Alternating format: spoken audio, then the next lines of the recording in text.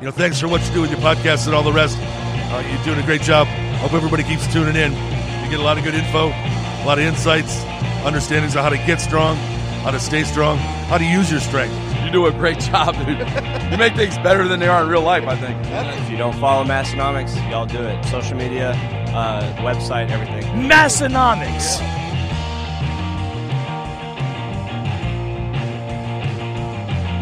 Welcome back, everyone, for a very special episode 368 of the Massenomics podcast. This is part of our 7-year anniversary special.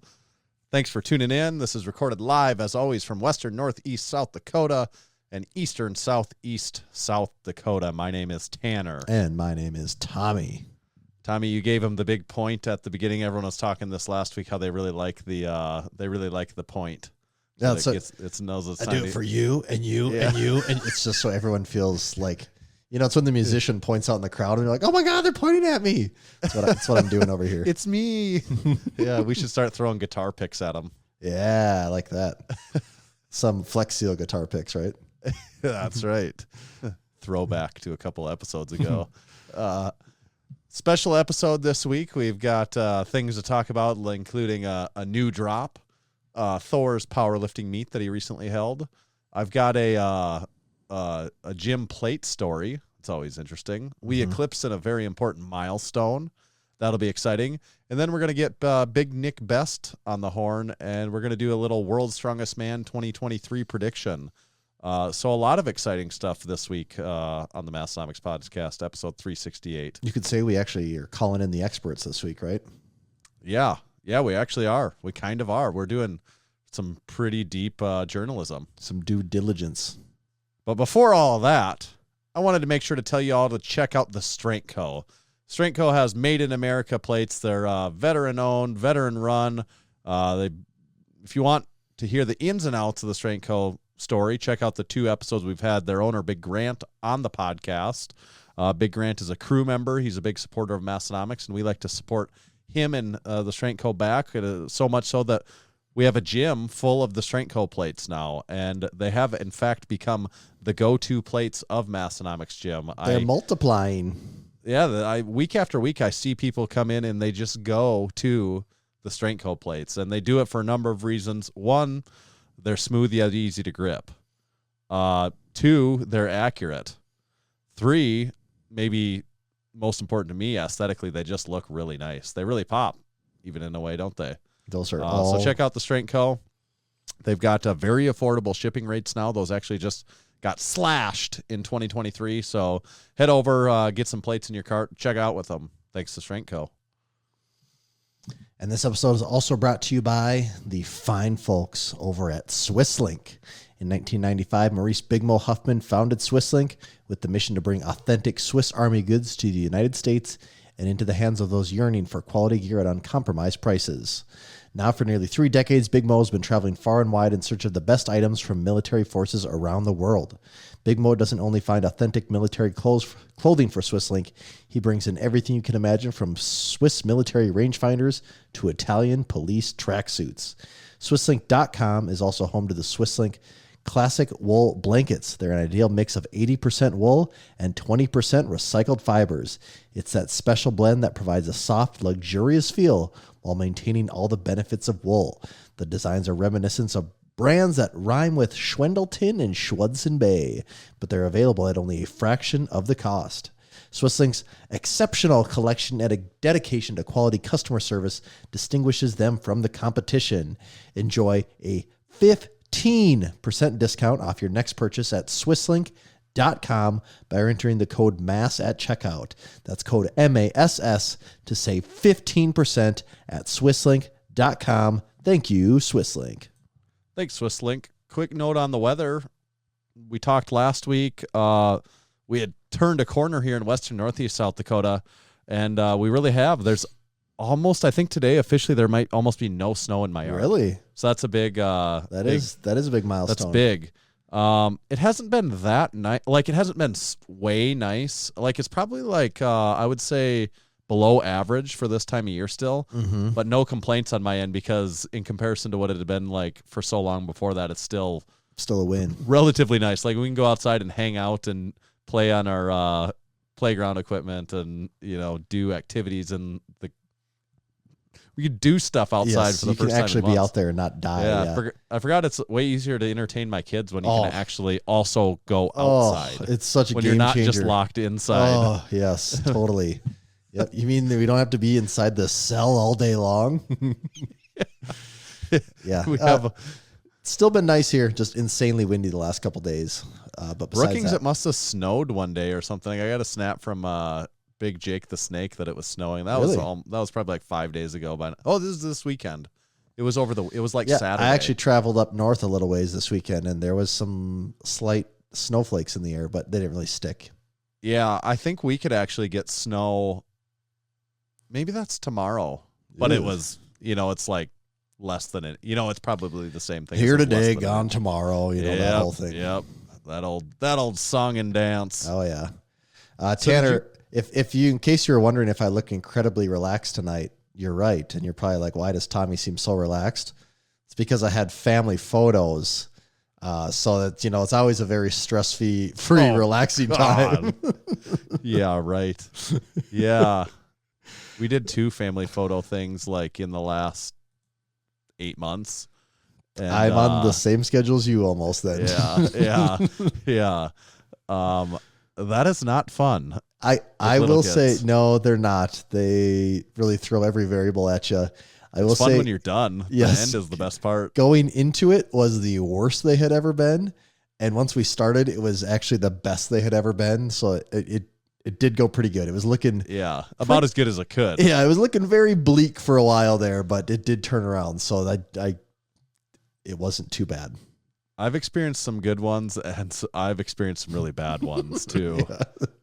It's just so long too. It's so like, long. And then, your wife always has these really high expectations. Like everyone's going to be like this model child. And yeah, it just never quite works that way. But yeah. you roll with the punches, right? We've got some good family pictures where there's like a lot of screaming and crying going on, like they're almost like comical to keep around for that reason. Uh-huh.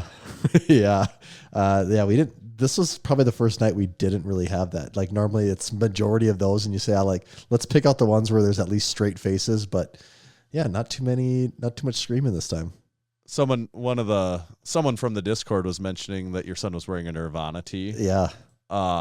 It is funny, the discography of Nirvana, because of the nature of Kurt Cobain dying, how few songs they actually do have. Yeah. Do they have like 3 full albums? I think 3 albums. I think they have like 21 songs or 22, or maybe that's undercutting it, but I think it's 3 albums. Yeah. Let's see.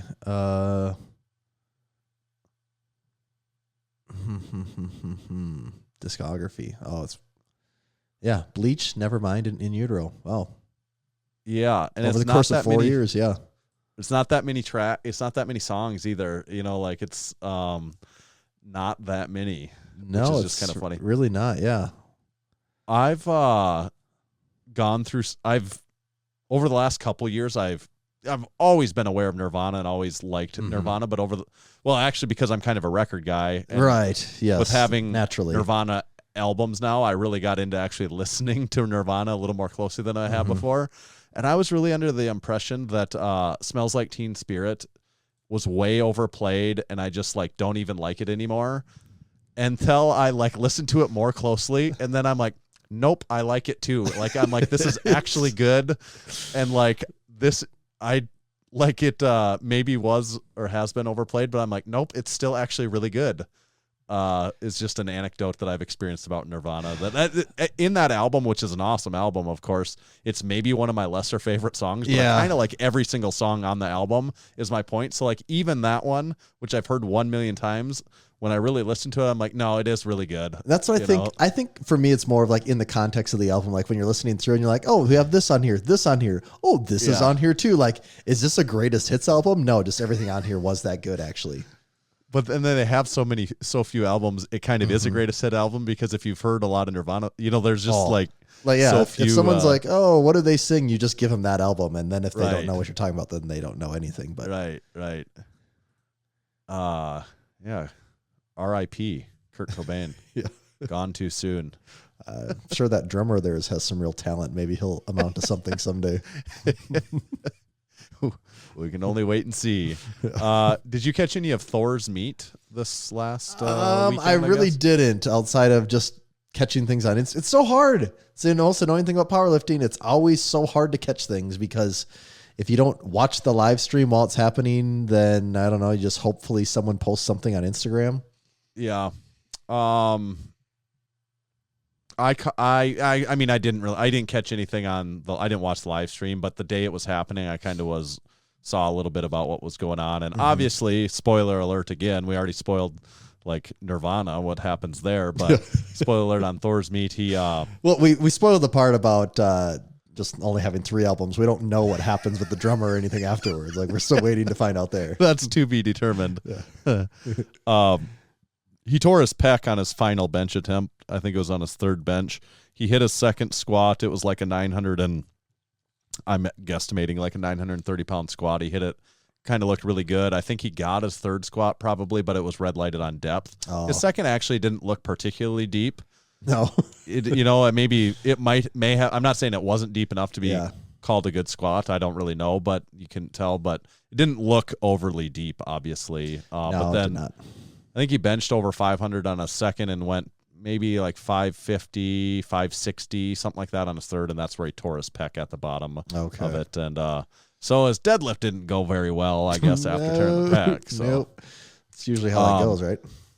And he had been definitely, obviously getting like really much stronger very fast. That was the most shocking part, is how quickly he was getting strong, actually. Yeah. And this harkens back to our debate about when he had, made the claim that he's going to pass Dan Bell's record this year. And our thing is I'm hearkening as you speak right now. Yeah. And to paraphrase our conversation there, we said we believe he could get strong enough to lift those numbers. The issue is doing it within a year, and within the context of doing it in a year specifically, staying healthy in that amount of time. And wasn't that what we said? If he stayed healthy, like, he's one of the few people that could potentially do it. But see, it's kind of the catch-22 almost, because if you had a conversation with someone right now that really thought he was going to break the record, they'd say, well, he would have, but he tore his pec, he can't now, he tore his pec. But the original argument is kind of like, well, there's such a high likelihood of him getting injured when trying to chase those numbers, especially in that short a period of time, like that is like the biggest limiting factor for him, is just being able to stay healthy, probably to do that. And that is what happened. Hindsight 2020. And there's definitely people that are more educated on the subject that could provide better information. But I do wonder, like, he was getting so strong so fast. Is it one of those things where your muscles just aren't used to that load on them when you're getting that strong that quickly, that things like that are more likely? That's absolutely what happens. And it's, actually, I shouldn't say that. I think that is anecdotally what people talk about happening. And particularly in the case of people that use performance enhancing drugs, because the common thing you'd hear is his performance enhancing drug, being a Viking? the rushing waters of Icelandic natural rivers. Yeah, that's performance enhancing all of a sudden. But that you gain strength rapidly, but your connective tissues aren't transferring accordingly like they are. And that would kind of make sense with what we saw here too. Not saying we know well enough to say that, but that is what people talk about, right? Yeah. Yeah. So it's obvious to say he is not going to break Dan Bell's total record this year. I guess not. We won that bet. Yep. Maybe not the way we wanted to. No, win that not the bet, way. Yeah, I would not want. That sucks that Thor got hurt like that. I would have loved to see. He was getting really strong. Obviously, it would have been awesome to see an actual legit meet planned out at the end of this year, and him and Dan go up against each other. That would have been the most exciting thing in powerlifting in such a long time. It was definitely playing out in a way like, oh, this guy is going to he's going to be on the threshold there. Whether he does it or not was still up in the air, but you were starting to see like, well, he's not going to be way off if he's wrong about that. Yeah. It's not going to be like a crazy call. Okay, I just thought of it right now. You know what's going to really make this interesting again now? He hires Huck Finn to be his coach to teach him how to come back after the torn pec, because Yep. Huck Finn's done them both. He knows how to do it, but Huck Finn is friends with Dan Bell. So now what's going on? Now we got this like triangle of, it's a He's whole conflicted. scripted drama now. That's what needs to happen. We'll have to just stay tuned for that one. Are you thirsty over there at all? I'm or- very thirsty. Yes, Luckily, I Oh. come locked and loaded. you do. I still don't Oh. have my own drink spotter. One of these days, maybe I'll be able to get one, but You know some people. yeah. If I'm I don't lucky, have maybe. one either. I don't know what comes across on camera here, but I'm surrounded by them. I'm actually got my Polar in one right now. I see you're rocking a Polar too. Yep. What flavor Ruby you got over there? red grapefruit. Because just regular Yes. pamplemousse isn't enough. You got to go ruby Yeah. red grapefruit. It's like a more got- American version of it. That's true. I got the black cherry. You know what? I've been on a little bit of a kick beverage wise lately. Heineken. Heineken. You know, Just keep a your hands off regular my old Heine. Heineken. It's a regular Yeah. old Heineken. It's one of those beers you kind of overlook.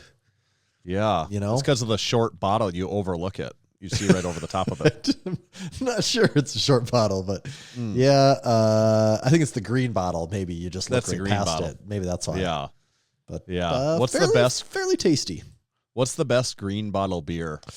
What is there besides Heineken, Rolling Rock? Rolling Rock.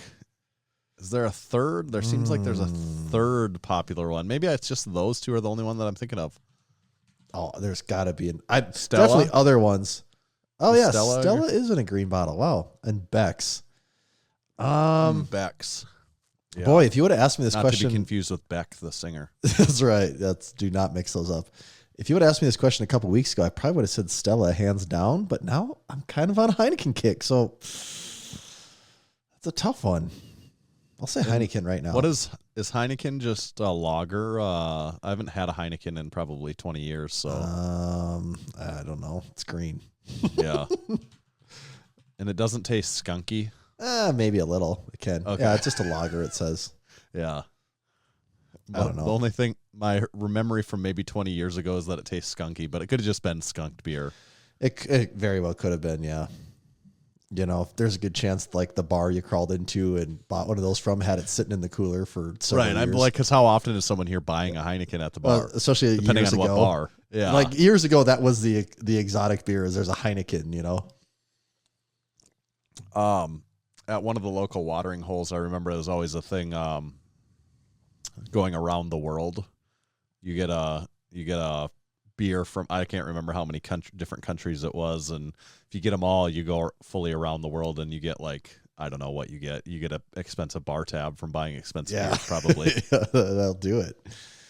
Load them up. Yeah. We do have a sack segment this week to get to also, but we should probably talk about our new drop that we have coming down the pike, shouldn't we? I think that's a great idea.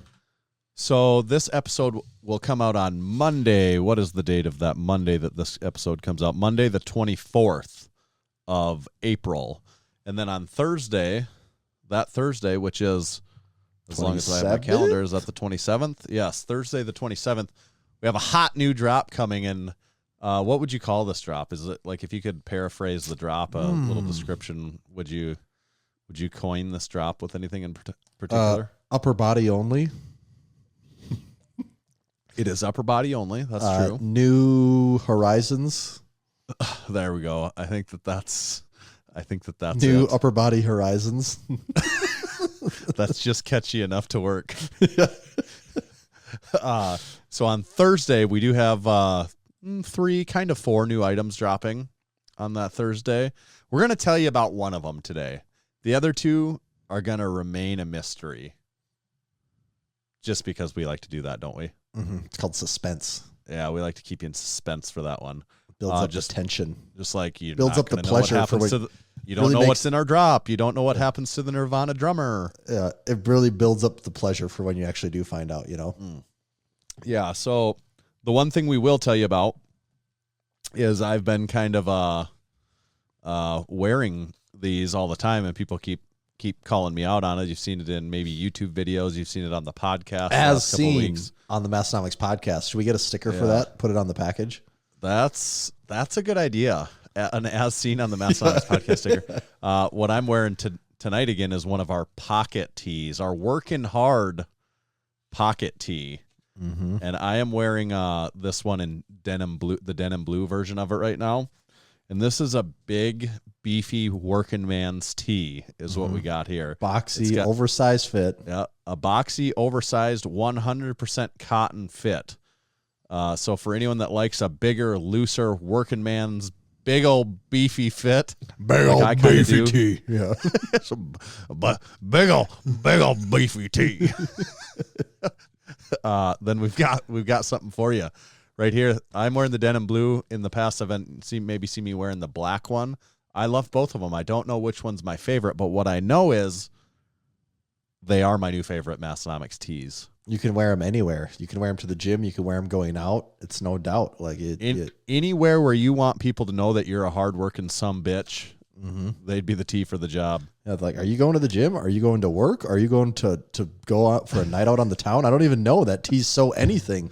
And I just love the sewn-on label pocket tee. It's a modest piece. I don't know if it pops. And that's what It's actually so modest. We should make note of. You know, if people are watching the Discord or on YouTube, they see this little imprint on the pocket. That is not a print. That is a patch that is sewn onto the pocket. This is an actual sewn, a 4-way sewn, woven label patch is what we've got right there. So I really like these, but these fit significantly larger. This isn't like relative to our typical tees. This is oversized. Yeah, and people should know that if you do want a looser, boxier fit, wear your regular size. Otherwise, you are going to want to size down if you want a slimmer fit on that one. I wear a 2X in Massenomics shirts. I also choose to wear a 2X in this because I like it for what it is, as a big old beefy tee. But you could wear an XL if you wanted to, right? Yeah, I think so. I think I could. This is 100% cotton. It considers it to be pre-shrunk, but I do believe if you wash it and particularly dry it on warm or hot, it's going to shrink down a little bit, right? I believe so. And actually, there's no way to ever know, so who knows? Yeah. Everyone will say something different, actually. Yeah. Every results may vary in the case that every one of you will have a different opinion on the fit of it. And a different washing regimen that can vary widely in how something will turn out after the first washing. Yes. Scance asked if there would be a size chart. There will not be a size chart. Damn it. There will just be a warning that this is bigger. The rest of it 100% how it will be. We don't have a size chart in our regular tees, so yeah. And as far as the other items in this drop, they are upper body garments. They are not t-shirts. Yeah. And they are very new. They are very new in ways, as never before seen from Massenomics. Yes, they are. They're both items that have not existed before. So that's what I don't want to give it away. Maybe I just have to leave it at that. Give it away now. Flashback to last week's episode, Red Hot Chili Peppers. Just been thinking about you at the concert this whole time. Yeah, we won't give it away. Okay. Yeah. Okay. Big Scance got it. We are releasing weightlifting gloves, so cat's out of the bag. That's upper body. Yeah. Okay, I'm looking at the clock. We're gonna get our guest on here in not too long, but we got a little time. I just finished up a show, Tanner, that was very good. I can't remember. I've talked about the first season of this, I believe. I just finished the second season, and that is The White Lotus on HBO.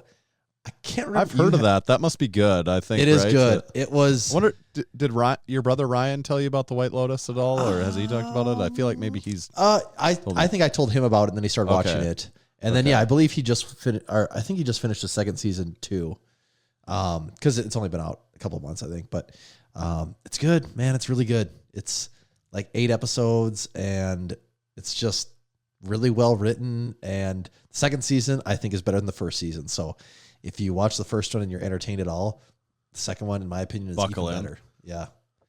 Because it's not TV. It's HBO. Which actually, do you know what the story with that is right now? What? So the streaming, HBO streaming service is HBO Max. Are you aware of Right. that? That's what it's called. Right. And then because like 3 companies own everything in the world right now, yeah. Warner Discovery owns HBO, and they also own Discovery Plus, you know? Okay. And they want to fuse the 2 networks together because I guess it's different audiences. HBO is like mostly male and Discovery is like more female. They want to bring the audiences together. So what's the new service called? It could be any word in the English language. Just got to pick one. Max Plus. I don't know. You were almost there. Max. It's just called Max. Just Max. Okay. Just Max. Actually, Max Plus is pretty good. We are in an era of so much changing of the streaming. It is just I can't even keep up week to week. Well, I was listening to a thing the other day, and I didn't realize HBO has had, so it's been HBO, and then when they first came out, they had HBO Go and HBO Now. HBO Go. Yeah, and Yes. that's right. That's true. And Because HBO one was Now. like it depended on if you had a full If you had like the cable subscription, Right. you had one, and if you didn't, you had the other. Because we had that back in the day watching like Game of Thrones and stuff.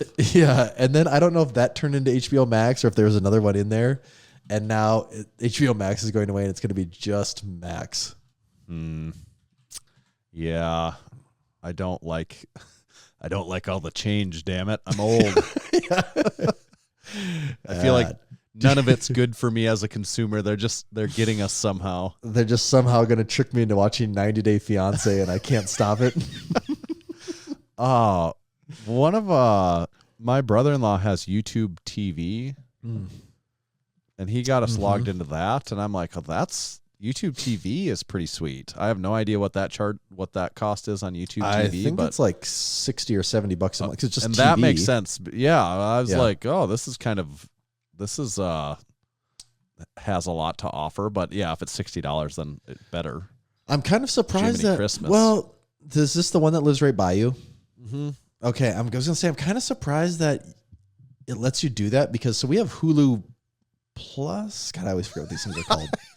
Well, that's what I'm saying. It's ridiculous. I think we have Hulu Plus, whatever it is, the one with live TV. Yeah. And, same thing. You get all these channels. But when we moved from Aberdeen to Sioux Falls, when I logged in, it said, we have noticed you're logged in from a different location. Would you like to change your home address? You can only do this 3 times in a year. So they're very strict about you bouncing around, I don't like it. They got us all by the short and curlies. That's right. But apparently you've hacked the system. Yep. Just by living really close to the person that you're stealing it from. Like, I don't know. It could just be a really big house. So. There was exciting news in the world of Massenomics podcast reviews. Yes. We eclipsed the 500 podcast 5-star reviews on Apple Podcasts. We got it. We crushed it. We're up, as of today, it was up to 512. So they absolutely came in on their horses and just demolished that 5-star review. Blew right by it. Didn't yeah. even get to stop and see the sign that said welcome to 500. They rode 500 hard and then put it away wet. And now we're up to 512. We're already on the road to 600. Looks like. And Keith is asking the big questions. He says, contest time. We do have some information coming on that very soon. Yeah, information on contest time. And we have, historically, when we hit 100 5-star review mark, we have something big that comes out in conjunction or because of that, or as like a fun reward for us and all of you because of that. So several things related there. And all of that coming relatively soon. We would say there is big things coming, though, right? Would you say big is very an understatement almost? Big. Very large. Incredibly large things. Very big things coming. As we wait for those bigger things, though, I did want to make sure to support our supporting members this week. It really wouldn't be a Massenomics podcast without supporting our supporting members at this point. No. It is a relatively new segment to the podcast still. Relative in the sense if you compare it to segments like Over Under, What's in the Can, other segments that we've done for the better part of a decade, this is relatively new compared to those. And what supporting our supporting members is we have these supporting members. They choose to support the Massenomics podcast each month through our supporting membership option on our website. You can go there and get signed up. Also, there's so many damn perks that come along with a supporting membership. I would be a fool if I tried to name them all in this week's episode right here, but just some of them. You get to listen along live to the podcast each week like they are. You get access to our online Discord community full of like-minded individuals. You get there's a discount code available for supporting members. You get to know new info on drops, stuff like that. Who knows, if we throw a powerlifting meet, you probably get early access sign up before it fills up, like that happened this year. That's right. You get the privilege of possibly having your very own memes featured on the Massenomics page. That's correct. So many things it's too hard to mention, but one of the last but not unimportant ones is supporting our supporting members. We give back each week on the podcast, formally in this segment. So this week we have Big Brand. Big Brand competed again in a powerlifting meet. He hit a 578 squat. That was a meet PR. A 408 bench, a 716 deadlift for a 1702 total. Wait. That was his second 1,700-pound total in like a month. Okay, I was going to say, didn't he just lift? Yeah. Damn. That's doing the lifting thing. Yeah, he did the damn thing, didn't he? Yeah, he did. Then another strong lifter, Big Joe G, he competed this weekend. He had a 606 squat, 380 bench, a 666 deadlift, the sign of the devil, for a 1652 total. And he said those were PRs across the board. It's pretty sinister. Yeah. Also another big total. My God, these people, what are they? Must be something in the water with this crew. They must listen to the Massenomics podcast. That's it. You know what? They know how to get strong, stay strong, use their strength. That's it, isn't it? It is. Then last one this week, Big Jace. He tied the knot. So I hope you enjoyed your funeral. Oh, man, I feel sorry for that guy. That old son of a bitch. So congrats to Big Jace on getting hitched. Okay. We do have Has He Seen It? We might not have time for that today. We might have to play that later. We do have a sack segment. I think we'll get to that after our guest. So right now, I would also want to tell you about Juggernaut AI. Juggernaut Training System is the leader in strength, having helped thousands of athletes from beginners to world champions maximize their results and reach their goals.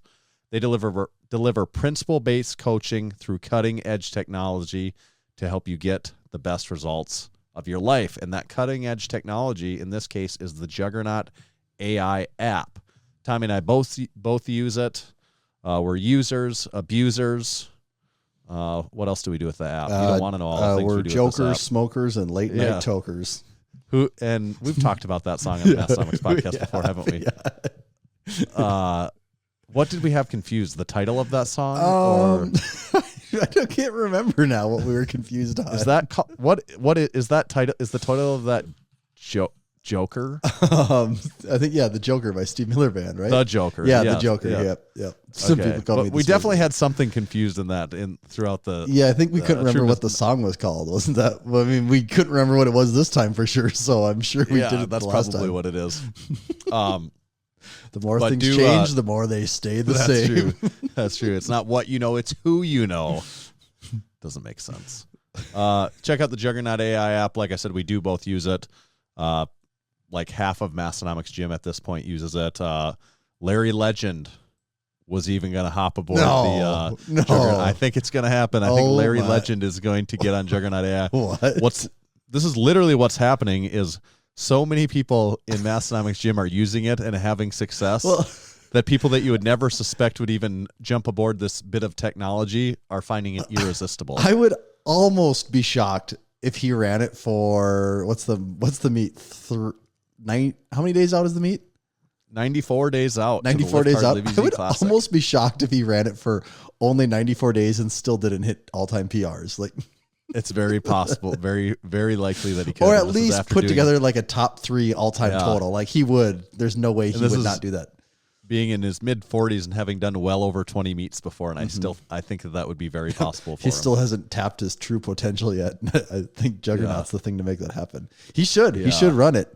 The whole subscription thing on the phone could be a bit of a roadblock for him. You might have to get that going for him. What he's got going for him is he's got people like your brother and Big Cade and all these people at the gym that can basically do it for him. You can give him a phone and say, "Here, do this for me." And yes. But do make sure to check out Juggernaut AI. And the most important thing, I almost forgot it, use discount code Massenomics. Go sign up through the web browser. Discount code Massenomics will save you 10% for the lifetime of that membership. And today's episode is also brought to you by Bearfoot Shoes. Most shoes harm your mobility by over-restricting your foot's natural movement. Bearfoot shoes are designed with minimal restrictions so your feet can move the way they're supposed to. Move with more strength and confidence in every step. Bearfoot Shoes was founded by Chris Duffin, who attributes proper foot biomechanics as foundational to his success in squatting and deadlifting over 1,000 pounds for reps. He helped create the company to provide a minimalist shoe that can be worn for anything from deadlifts to walking your dog. Go to www.barefoot.shoes to check out the best minimalist shoes available. When you're there, make sure to use code Massenomics to save 10% on your next order. One more time, that's barefoot.shoes. Code Massenomics will save you 10%. Thank you, Barefoot.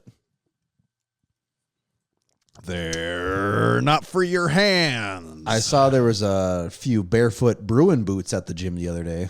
Yeah, it was a damn Bruin party there with all the Bruin boots. Who else has a pair around there? Sergeant Anderson okay. has a pair of that Bruins. would be my guess. He's kind of a work boot kind of guy. And luckily, his are not 11 and a halves. His are 11. So you two might want to be. I was going to say, good thing I wasn't there. We'd be in trouble. Yeah. I'd walk out with two right boots on and not know what was going on. Not again. So should we get our guest Big Nick Best on the horn? Should we work on hopping him on the horn here? Yep, I'm going to start booting these fools. You'll put a boot in your ass. It's the Massenomics podcast way. Toby Keith. Yeah, that song's Red Solo Cup, right? Someone tries to take his Red Solo Cup and he threatens to put a boot in their ass, right? Yeah, Red Solo Cup really took the world by storm, didn't it? It kind of did for a while. I know almost nothing about country, and I thought I heard that song a lot. Proceed to party. And I didn't feel like I ever heard it intentionally. It was just always on a lot. I think there's something to be done with the Drink Spotter Light, a Red Solo Cup, and using that song like on an Instagram reel. Probably. You know, it's up to Instagram to decide if that song's popular enough to be shared around, though, right? I think it's coming back. What's old is new again. We're the trendsetters here. Yeah. But speaking of trend-setting music on Instagram, we have really been setting the trend on Ronnie Coleman remixes, collaboration remixes, haven't we? I think so. I don't see anyone else starting that genre up like we are. No, and it's just they make me laugh making them, if nothing else. So they're going to continue to come, whether people want them or not. They're going to continue to come. It's the act of self-pleasuring that just never gets old, right? Ain't that the truth? Okay. Well, we'll try and get Big Nick on the horn. You got rid of everyone, right? Yeah, they're gone. They've been banished. I was sick of those. They've been reported and banished. They will never, ever have access to this Zoom. They will never again. Zoom again. No. They're going to go to work on Monday. I reported all of them for threats and acts of sexual deviancy. So, yeah, it's safe to say they won't be hopping any Zoom calls anytime soon. Sexual deviancy. That does sound like our Discord crew if I've ever heard of them. All right, here we go. I'm very confused right now. Oh. I'm kidding. I don't know where it's coming from. Are you playing Nirvana?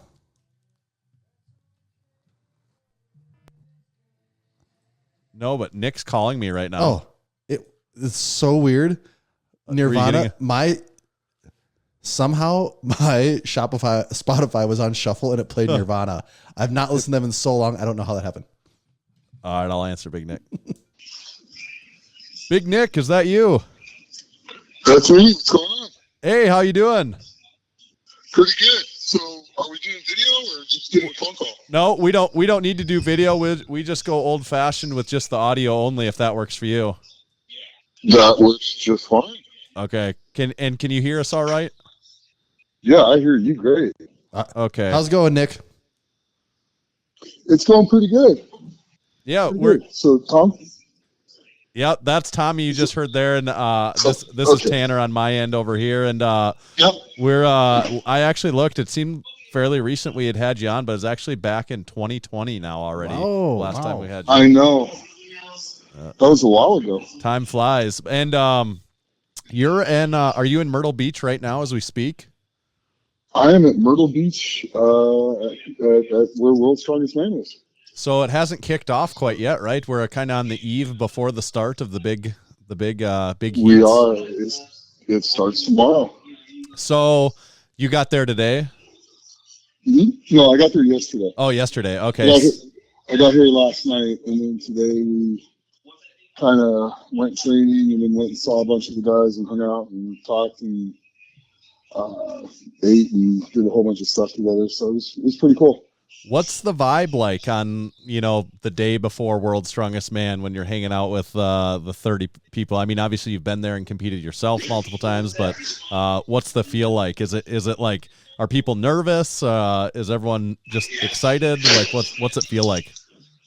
The guys that have done the show a whole bunch of times, they're excited. They're kind of mellow. They're glad the media stuff and all the like the physicals, because you still got to go through the full medical. So because you have to go to full medical and go to the doctor and get an EKG and get blood work and all that other stuff done before, and then you got to do it again when you get here. And then you go out for familiarization at the boneyard.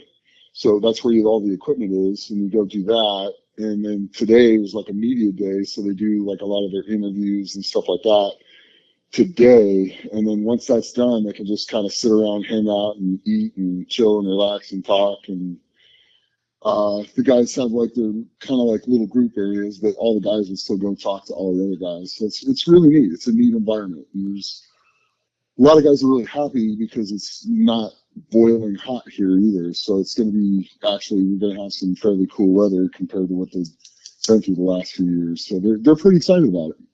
That doesn't really seem like a true World's Strongest Man if it's not 100 degrees in the blazing sun. I know, right?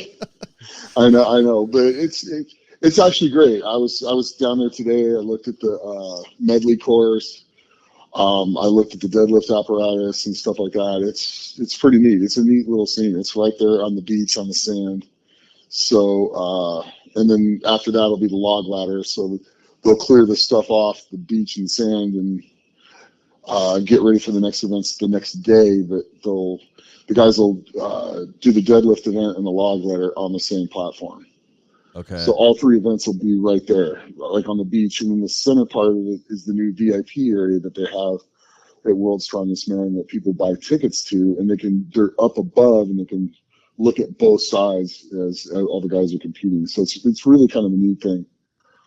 Yeah, that's cool. It feels like from the outside looking in, it's almost like a World's Strongest Man fraternity. Like a bunch of you come back, whether you're competing or just there spectating, like you all of you that have done it for many years, like are all there, all showing up. It's got to be cool, even if I'm sure you get the itch bad when you're there around it, and you just think like I should be doing it too. But yeah, you do get that itch. But I mean, I've had some medical things this year, and I'm very happy to still be alive and kicking and stuff like that. So I know if I wanted to do it, it's going to be probably close to another year away. And, I don't know. Will I say never? I won't say never, but it's not very likely. But I will be powerlifting, so I'll be back at powerlifting in September. You had some pretty serious medical things go on over the last year, didn't you? Yeah, I had cancer. Yeah. So I basically was bench pressing with all the crazy things, and my thumbs were around the bar. And it's never happened to me, but I was doing a speed rep at like 425 because I was just getting back to 500. So I was like 375 for 3, and then 425 for 1, 465 for 1, and then 500 for 1. And at 425, I did the speed rep, and as I was exploding off, it just pops out of my hands. Comes right down to my chest. So it went through my thumbs. My thumbs are around the bar. I almost feel like somebody ripped it out of my hands, to be quite honest with you. And it dropped on my chest, and I couldn't breathe. My wife's like looking at me, and she's an ER nurse. She's like, we need to get filmed to make sure we don't have internal bleeding. So we went into the ER and found out I had a hematoma and bruised ribs really bad. They didn't break anything, and there was no internal bleeding. But they had an incidental find. And my wife's eyes get like huge, and Kelly's like, and the doctor coming in, she knew she'd worked with in other ERs, and he's a pretty serious guy, so he doesn't like sugarcoat things, and he doesn't, if it's serious and he tells you it's serious, you take it seriously. And he was just like, you need to go get another one of these in 2 days because we can't give you contrast for 48 hours. You need to get your urologist immediately.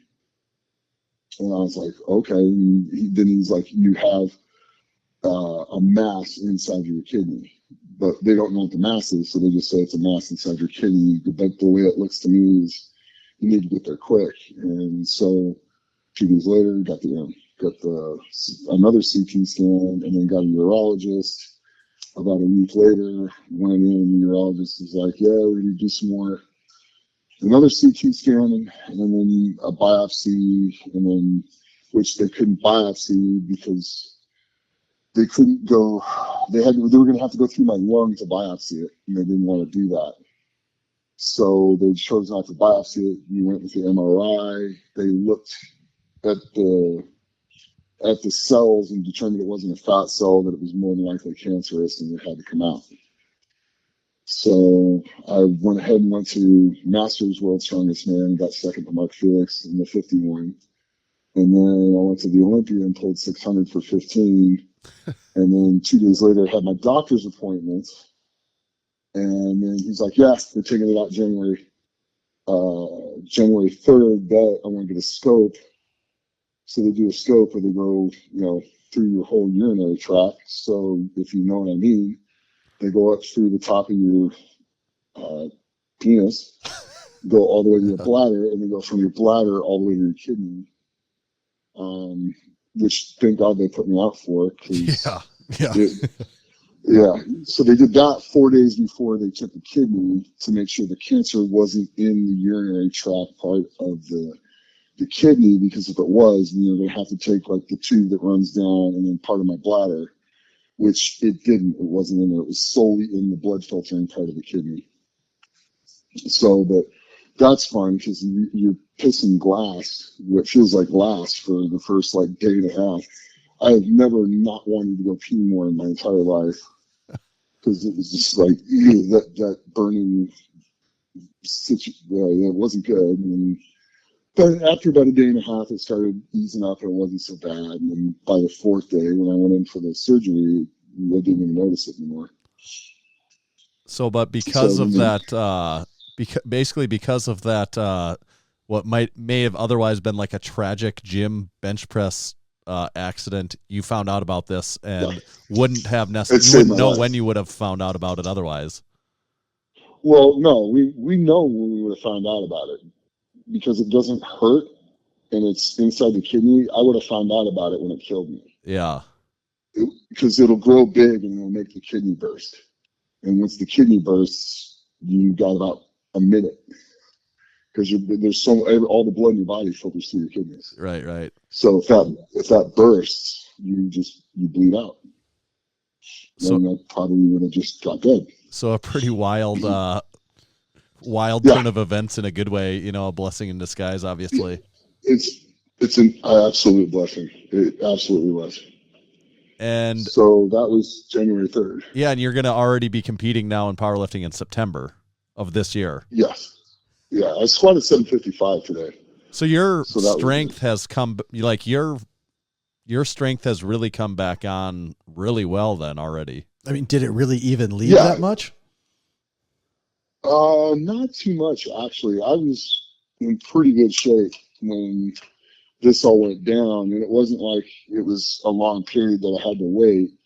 Like I said, I pulled 600 for 15 at the Olympia, expo at Stan's booth. So it was, I felt really good, but it is what it is.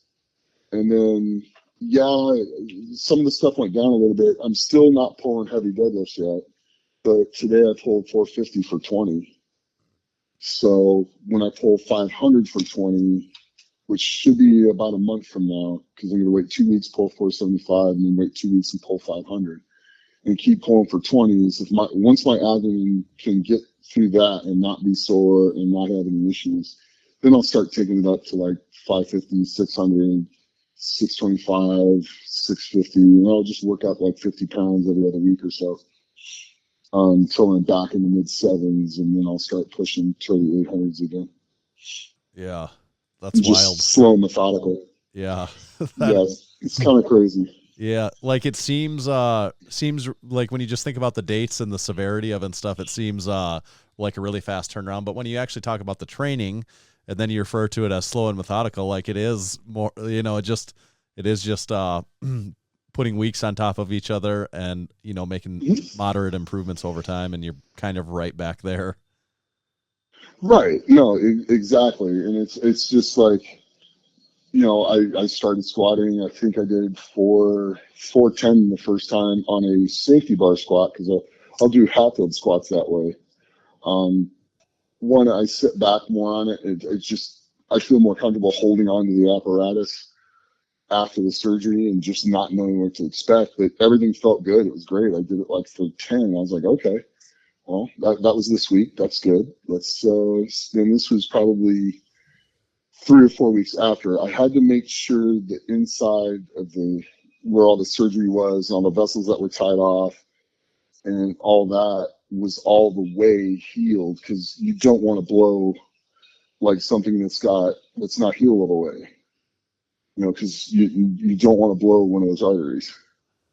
So I made sure that was healed all the way. Then I started back light, and then I just kept progressing. And as my body would handle it, and my abdomen would handle it, I would keep increasing. And if it bothered me at all, I would slow down and kind of take it easy for a few days. And then next week, I'd start back a little bit easier on it. And it's all been very successful. It's turned out really well. I couldn't be more pleased. Yeah, that's cool. Talking about World's Strongest Man, again, thinking about it, I think just today they released the heats. The heats, and yeah. That's not typical that they wait this long to release that, is it? Don't they usually know that going into it? Well, yeah, we'll know that. They usually give out the heats about 3 to 4 weeks before. So what's up with Sometimes that? What does everyone think about waiting till the day before? Well, some really like it and some really don't. But here's the thing: it's knowing the events ahead of time and knowing what to train for. Right. That's actually the big deal. Because at this point now, the guys, they're even in the, say, between the 20th place and 30th place, they're all getting pretty darn good. There's not a whole lot of guys that just are invited but shouldn't necessarily be here. So it's to the point now where the separation between, the top 10 guys and the top, 10 through 20 isn't that much. It's really not that much. So you're just going to have to figure you're going to be in a hard heat no matter what and just train for it that way. If you take that mentality going into it, you're not going to have any issues. Yeah, that makes sense too. You want to know the events, but what is it? It doesn't really. Who gives a shit who it is? Like, you got to do your best on the events, no matter, regardless of who you're going against directly in your heat. So that makes right, exactly. Make sense. Yeah. Because at the end of the day, if you win World's Strongest Man, you got to beat everyone at the contest anyway. Yeah. Right. Right. So you don't need to sit there and worry about who's in your heat. You just need to worry about where you place in your heat, and then get into the final and, what you do in the final. Yeah. So we're on the night before the heat start, and we've got the heats here. We know the events. How do you feel about doing a little heat predictions here? Who you think you might pass on Sure. All right. And talking about the events and the heats, we know that it's the loading race, the deadlift, which is in the sand. Okay, the loading race is in the sand. What are the implements on the loading race? The implements are going to be like these, almost like shipping posts, for like docking things. There's 3 of them put together. The implement's about 250-ish pounds, and there's rope around it, band it together. So it's basically 3 of these like little cylinders of wood that are about 2.5 feet tall, with shipping rope wrapped around them. And they're drilled and screwed together, so they're not going to come apart. But so 250, I mean, obviously to a relative human, that's heavy, but to World's Strongest Man, are people counting that as a fairly light loading race then? Like, I mean, is this going to be a speed? Or does the sand totally change that up? Right. Yeah, so that's the first 2, and those are closest. So one's, I think, 2 meters away or 5 meters away. It's not real far away. I think it's 2 and then 5, and then it goes. There's an anvil that's going to be at like, I think 10, and then there's going to be a sloppy sandbag. So it's a big sandbag, but I think it's like 250, 260, and it's not packed tight, so it's going to be really hard to grab a hold of and move with. And then a Husafeld sandbag, like a Rogue Husafeld sandbag. Yeah. Those would be the 5 implements at 15 meters. And you're going to have to do this through like pretty loose sand. So every step, you're going to lose about 4 inches when you take a step. So it'll be pretty brutal, especially when you factor in the sand element. It's people are going to be pretty gassed after that one. Yeah, because the platforms are 54 inches, and if you take a hard step in that sand, it drops you down 4 inches. Now you're lifting it to 58. Okay. All right. So that's the loading race. The second event is the deadlift machine. What is is that where it's like dropping weight in it before each rep, or what is the deadlift setup? Yeah. So that's going to be where they drop the kegs in. Okay. So you're going to pick up the first one. I think it's somewhere between 573 and 590. It's like in that range. And then they drop a keg in, and then you pull it up, and then you drop a keg in, you pull it up, and there's 6 kegs. So the top I think is somewhere right around 799, 800 pounds. Okay. But unlike pulling it as fast as you can for those kegs, this year they're going to do reps. So you're going to get through all those kegs, and then you're going to rep it as many times as you can in a minute. AMRAP becomes a more taxing event than finish it in a time. Yeah. Correct, because normally the guys that would finish it in a time fast would normally get it done between 30 and 40 seconds.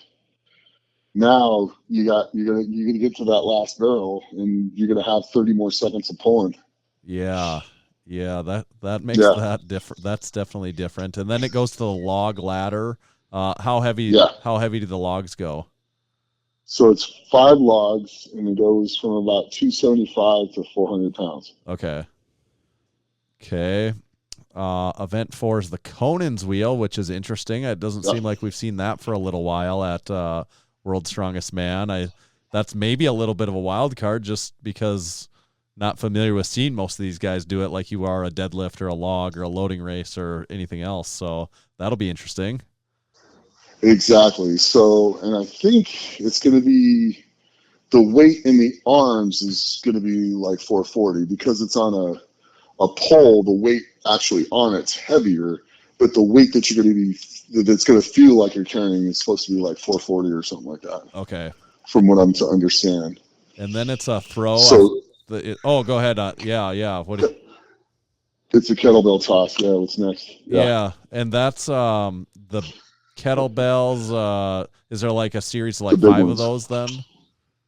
Yeah, I think it's either 7 or 8 on the kettlebell series. And I think they're going over 15.5. So, and it's just as fast as you can get them. Yep.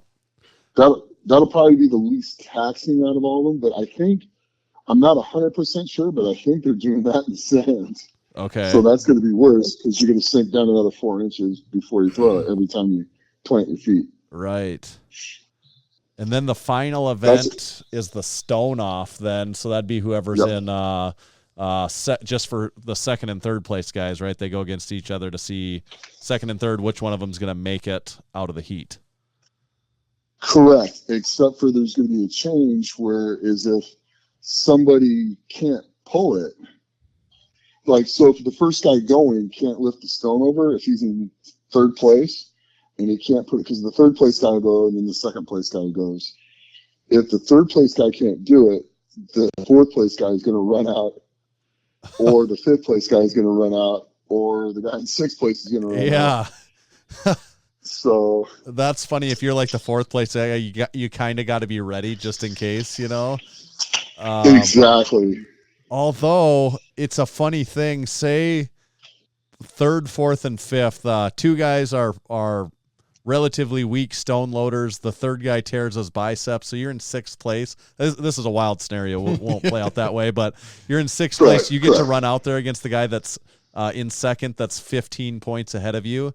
And if you are, and say the guy in sixth is his best event by far is stone loading. You know, he's a stone loader, but he's in sixth place because he's deficient in log press and everything else, and he goes out there and could make the finals because he's an awesome stone loader in theory. Correct. Okay. Yeah, you can see something crazy like that. Yeah. Okay. Mm-hmm. All right. So now looking at the groups, we know that two people move on. Whoever first isn't going to have to do the stone off, and second and third, and apparently possibly everyone else could have to do the stone off that last event. But group one, here's the contestants. We've got Eddie Williams, Australia, Pau Dwyer, Ireland. Pavlo is Ukraine, and not Pavlo. It's a different Pavlo than who we've seen compete at the Arnold this year. I don't know how to say his last name. Correct. Constantine. maybe you know. Cord. Yeah. I just tried. Yeah. I can't. I actually met him today. Okay. Is this his first World's Strongest Man for Pavlo? Yes. Okay. Yes. Janashia, who's been there many years, Georgian, and then Bobby Thompson and Tom Stoltman. Correct. Tommy can see this too. I kind of listed. I didn't read them in the order that I necessarily have them listed, but I kind of have my thoughts and predictions in there, so we'll be able to compare to see what you think. So what do you think the results are of group one? I think Tom Stoltman gets through. Yep. He probably wins the heat, but it's going to be as far as I'm concerned, it's going to be a 3-man battle after that to see who gets the second place in there between Pablo, because I watched what Pablo just did at the Giants live show, and that was nuts. And he did the log ladder at the Giants live show, threw it like it was nothing. So that's going to be good points for him. The deadlift machine, he should actually do fairly well, but Janash is an unbelievable puller, and so is Bobby Thompson. So he might, lose 4 points there because Tom will be in there too. So, and then the load race, Pablo's extremely fast, and in that heat, I think between Tom or Pablo, it's gonna be pretty close. But Pa can still do some damage. He's a great all around athlete. So, and a funny dude. He might get. He's hilarious. Pa's absolutely hilarious. He's so much fun to be around. He's just like, oh my god, it's like hanging around with Eddie. Just. You never know what they're going to do. It's absolutely hilarious. So, in the Conan's wheel, I see Pablo actually doing really good at that, but I also see Pa doing really good at that. And I don't see Constantine, Bobby maybe, as far as really picking up points in the Conan's wheel. But Pablo's such an athlete. I'd see him doing pretty good in Constantine. So, it's going to be a 3-day battle, but in the end of the day, I almost want to say Pablo. That'll be interesting. So Stoltman and Pablo. Yeah. That'll be interesting. Kind of depends. I know Bobby's healthy, and I know he's ready. So, that's I wouldn't put anything past Bobby. He just got third at the Arnold again. So, but some of the faster events, we'll see. And Janasha can, like, if he's ready to go and in shape, he's going to be hard for anybody to beat. But I mean, I could actually see Pablo having a big upset, though. Okay. And if that happens and he wins the heat, and then Tom goes to the stone off, Tom's going through. There's nobody in this heat that's going to beat Tom at stones. Right. Nobody. Right. Yeah. So that makes it kind of that one's a no-brainer. But I think Pablo and Stoltman will be the two that actually get through that.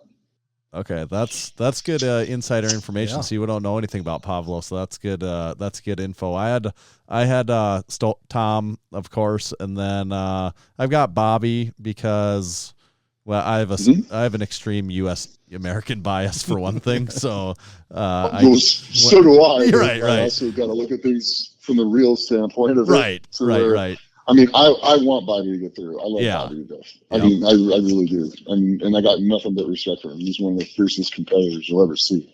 Absolutely. He won the deadlift at the Arnold. So, I mean, I can see Bobby winning the deadlift there. Yes. Quite easily. Then moving on to Group 2, we've got Alexei Novikov, former winner, Luke Stoltman, Thomas Evans, who we saw compete at the Arnold this year, Iron Bibby, a fan favorite, Gavin Bilton, and the guy from Lebanon. I will not try to pronounce his name. Fadi? Yeah, Fadi. Okay. Okay. Yeah, I'm not going to try the rest of it. Sorry. Fadi, if you're listening, I'm sorry. I love you, man. Please don't take offense. But that's going to be really interesting heat because Iron Beatty can probably smoke the log lift, but so can Luke. Right. And then Tom Evans is also a very good overhead presser, and so's Novikov. Right. So that's going to be freaking crazy to pick as far as like the log ladder. So, but points wise, I mean, I between Iron Beatty and Luke on the log medley, I almost want to go with Luke on that because I know he's been training it, and Iron Beatty got invited later. I think Iron Beatty's got all the pressing power in the world, kind of like Luke, but I think Luke's prepared for 5 logs condition wise because Iron Beatty's traditionally a pretty big dude. He's fast. Yeah. He's way faster than you're going to think, but he's a big man. So I think the loading race is going to be kind of rough for Iron Beatty in the sand. And stuff like that. Gavin Bilton will probably do pretty good because he's so tall in the loading race. Thomas Evans is a heck of an athlete. I mean, the guy was on a pro football team for a little while, so he's a freak of an athlete. And then Novikov, I think, can do pretty good, but he's going to have a lot of brute strength coming out of that loading race because he's not as tall. And he's going to have to get those implements up there when you step in the sand and you lose 4 inches. So he's going to have to get those things up to probably somewhere between 56 and 58 inches, you know, when he's going through the sand. So that's going to be kind of challenging for him, but he's so fast. So that's kind of the way I see that one going as far as the points go. The deadlift machine, Novikov is kind of like a freak when he gets on a deadlift machine apparatus like that. And I think Novikov will probably win that one. But Gavin's also a very, very good deadlifter. Evans is bad. Luke's a pretty solid deadlifter, but I think those two will probably come out on top of the deadlift. I already talked about the log ladder. The Conan's wheel, Novikov is going to kill that, but Luke's also been training on it and should be pretty ready for it. Gavin's a big man, and that has a tendency to hurt big men. Same with Iron Beatty, because front carries, you just can't breathe with them. And then Tom's a freak athlete. So Tom might turn around, surprise and shock everyone. And getting fifth at the Arnold your first time in is, that's pretty shocking. And then he also won the Shot Classic for the Open division. Right. So he'll be in the Shot Classic this year too. So he's a really good athlete. Thomas Evans could accidentally win the heat. But Novikov, I see Novikov getting through, and I see it coming down to either Gavin or Thomas Evans, for the stone of the bar. All right. That's kind of how I see it. I mean, Luke, I'm not going to count Luke out, but Luke didn't do so well at the Arnold and just didn't look prepared. So, he's had 5 weeks. It's only been 5 weeks. So, but I love Luke to death. I hope he does well. But I kind of think Thomas Evans and Novikov. Okay. That sounds good. I had Novikov up there. All this talk about Thomas Evans, I kind of was thinking about him in third, but now I'm convinced that also riding the USA train, I'm going to go Novikov and Thomas Evans on that one. Sure. All right. Group 3, we've got let's see, we'll say Spencer Remick, Avars from Latvia, Graham Hicks from the UK, Mateus is back from Poland this year. Yep. Matthew Ray from Australia, I don't know him, and then Mitchell Hooper in there. Right. Yeah. Well, this is going to be the heat of death, in my opinion. It really is. The loading race, Hooper's really, really fast, but he's not super, super tall. Hicks is on the shorter side, so that's going to hurt Hicks. Reg, I just don't know. Spencer, I like Spencer a lot, but I don't know how he's going to really perform in his first Worlds. And then we have Avars, who is just an absolute, animal. You just can't make mistakes around Avars. If you make a mistake, he will beat you. So if you don't make any mistakes, you can get by him, but he is just a tough as nails competitor. So I see, to be quite honest, this being between Mitchell, Mateus, and Avars, for the whole thing, because Mateus and Hooper both will finish that log ladder, and so will Hicks, but I think Hooper and Mateus will do it faster. It's going to be who's faster with those logs between those two. Mateus is more of a jerk. When he does the log, Hooper will lean back and push. So I think Mateus will actually be a little bit faster than Hooper on the logs if he gets around to him fast enough. So I would go Mateus winning the log, and then Hooper getting second in that, and probably Hicksy third, unless he goes super fast and is quick and nimble, which Hicksy's a big dude. Yeah. So deadlift machine for that, I'm going to go with Hooper in that event, but then probably Hicksy, and then Avars, and then probably Mateus, in pretty much in that order. So that's going to be a good one for Hooper. The Conan's wheel,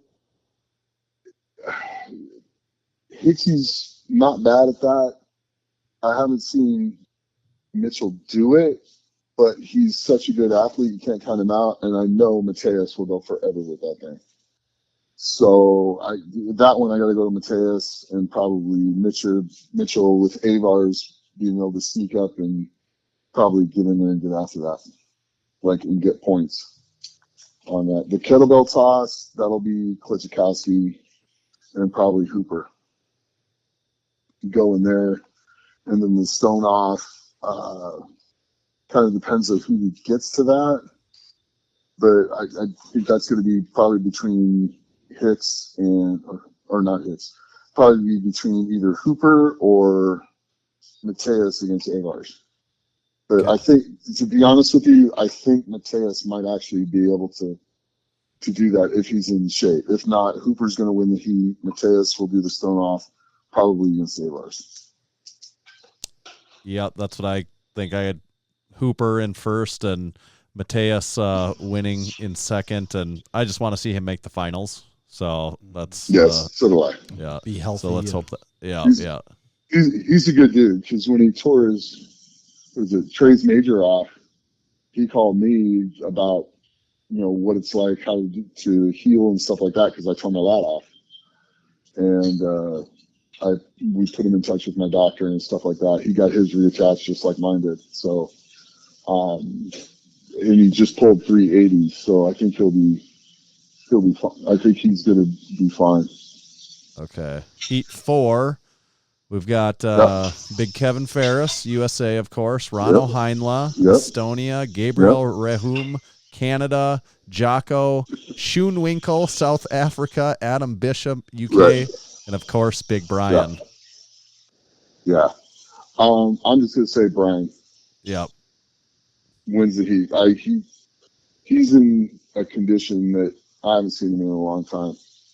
So I think this is his last one, and he is going to leave nothing here. So he's going to go all out. Then it comes down to second place, and I think that comes between Adam and Kevin Yep. in the end. Rano is really good. Rano will do very well with the deadlift, but I don't think he's going to do as well with the log or the Conan's wheel. So in the medley, I think he'll do really well, but I think it comes down to Adam and Kevin in the stone off, and that one's going to be close. But Kevin can do stones pretty darn good. So can Adam, but I think Kevin might get the advantage in the stones. All right. Well, I had On that Brian in first, of course, also, and then I had Adam and Kevin in second and third. And as we're talking about it, I better go with Big Kevin on that too. And we had Kevin on a few weeks ago, so we got to go with Kevin anyways. Yeah. No, I love that guy to death. Yeah. He's a good dude. Group 5, last group here is Paul Smith from the UK, Mark Felix from the UK. How old's Mark? 57. So he's got you beat by quite a few years even. Two, yeah. Okay. He's got me beat by two. Okay. And then Ithor. Two and a quarter. Every quarter counts. Yeah. Well, you're getting older. Trust me. A year now at this age sometimes makes a difference. Yeah. John Steven from France. Paul Smith, UK. Mark Felix, UK. Ithor from Iceland. Evan Singleton, T-Rex, and Big Trey Mitchell in Group 5. Yeah. So, to be honest, I think this is a two-man heat. Yeah. So do I. I think it's between Trey and Evan. Yep. Team And USA I think, in Group 5. Yeah. Do I think Mark could get to the stone off? Yeah, but I think he's going to score pretty rough in the log medley, and I think that's going to drop him down probably to fourth. My heart wants to see Mark actually make it to the finals, but I mean, I absolutely love him. But in reality, he can win the deadlift. He'll do good at the medleys, but the log ladder is going to kill him. He'll do pretty good at the Conan's wheel, but the kettlebell toss is going to kill him as well. So I see it coming down between Trey and Evan. I see Trey actually winning the heat because, Trey's solid. Trey holds it together. Trey will be fairly quick. He doesn't need to win the loading medley. He just needs to be in the top 3. The deadlift, he can be in the top. He'll probably be second or third. The log ladder, he'll win.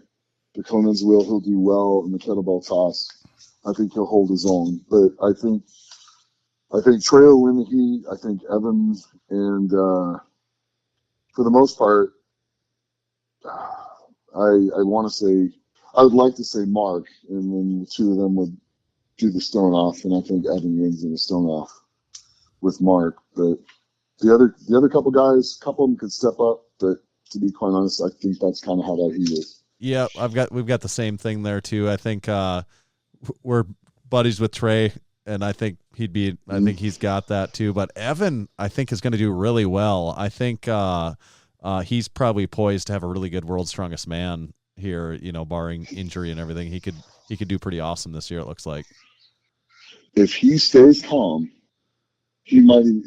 He's got. If he stays calm and he does what he does, he can sneak it out of there. He can actually win the heat, but Trey's got to do something wrong. If Trey comes in and fires on all cylinders and doesn't make any mistakes, he's going to win that heat. Yep. And then I think Evan will get to the finals and he'll do well in the finals as well. Yeah. I think Evan's going to do.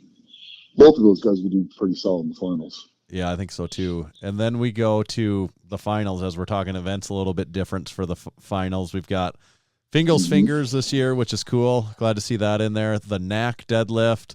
So is that deadlift? Is that a max deadlift then? Is that what that is actually then? It's not a max deadlift. What it is it's at a set weight, which I think is about 815. Okay.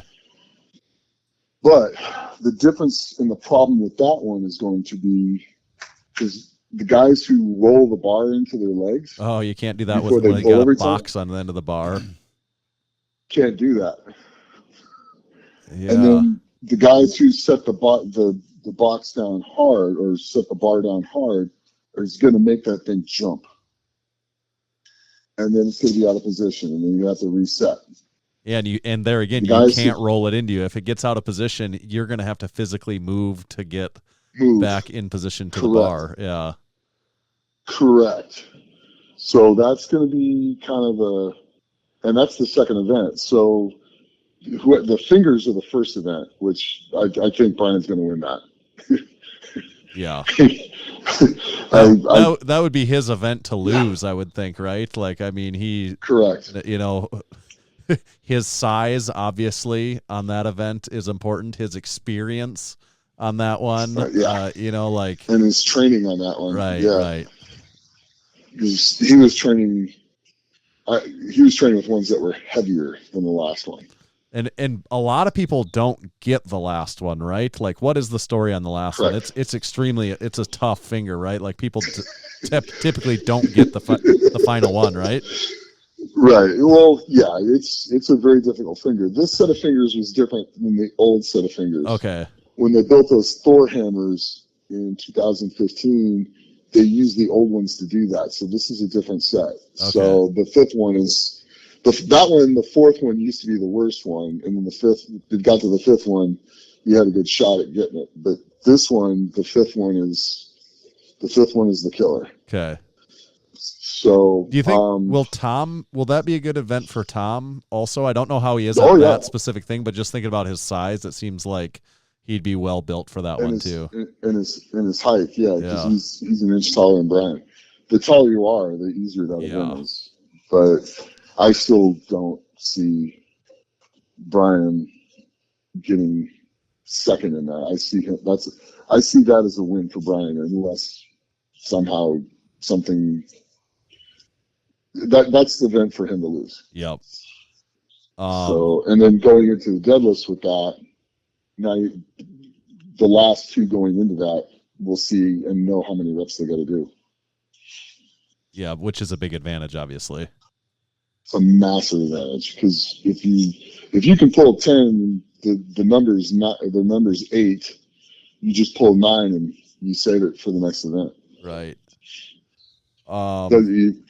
Yeah. Once you win by 1 in those in the finals, that's it. You're done with you move on to the next one. You know, I could see that deadlift event being a good event for Mitchell Hooper, Novikov, obviously, Bobby Thompson if he's in there, Brian, I think, and I mean it's tough. You get to the finals, they're all good. You know, outside of maybe Mateusz, you know, if he's in there. Right. They're all, and even he's gonna pull it. Right. It's just how many does he pull it for? Right. So yeah, he just probably will get 2, maybe 3.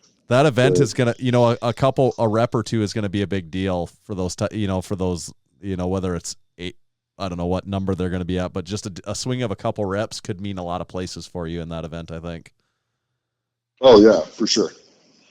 Yeah, that event's going to make or break some people. Yeah. And there's going to be a lot of ties in it too.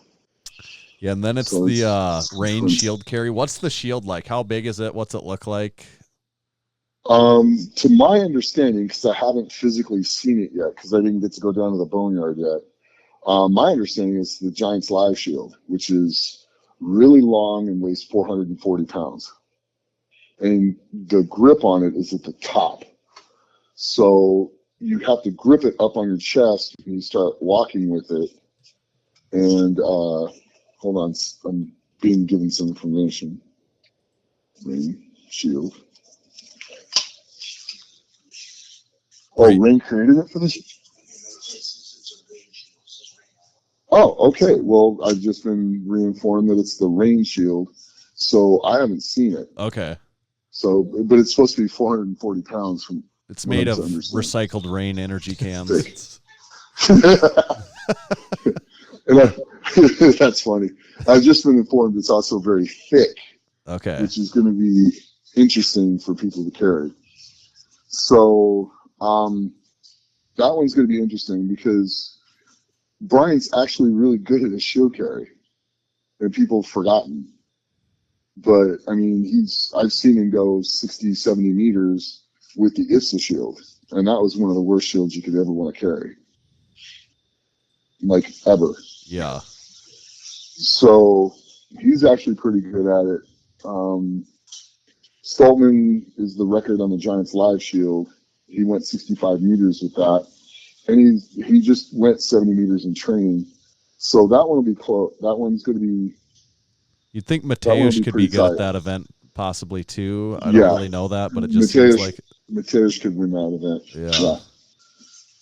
And then I know Mitchell's been training with 2 different sandbags. He holds one and then they put weights on top of it or another sandbag on top of it. So he seems like he could be good at that event too, possibly too, Yeah. But that's why it's World's Strongest Man. Yeah, everyone's good at almost everything, yeah. Exactly. It's the guys who make the least mistakes, that come in the least beat up, and just have the most to give on that day are going to win. Yep. And then it's Max Circus Dumbbell is the next event, or Max Dumbbell. I don't know what the dumbbell really. It's the Circus Dumbbell made by Rogue. But, okay. So these are all sand and lead shot filled, and the heavier you get, the bigger they get, and it's a 3.5-inch handle. Yeah, which is going to be really hard to balance. That's a good event for Brian. Alexei Novikov, obviously a good event for him. Mateusz Kielkowski, good event for him there too. I don't know the rest of them as well, but those ones all stand out to me on dumbbell, that they are like kind of the best of the best. Right. On the Circus Dumbbell. It's the guys who trained with the weight loaded dumbbells are not going to do as well as they think. Okay. Because when you're doing that heavy dumbbell, an inch to the left, or half an inch, even a half an inch to the left or to the right a little more is going to make a difference when you're pushing on that thing, when you load it up on your shoulder. And when you clean it, all the sand and the lead shot's going to float around in there. The weights don't do that.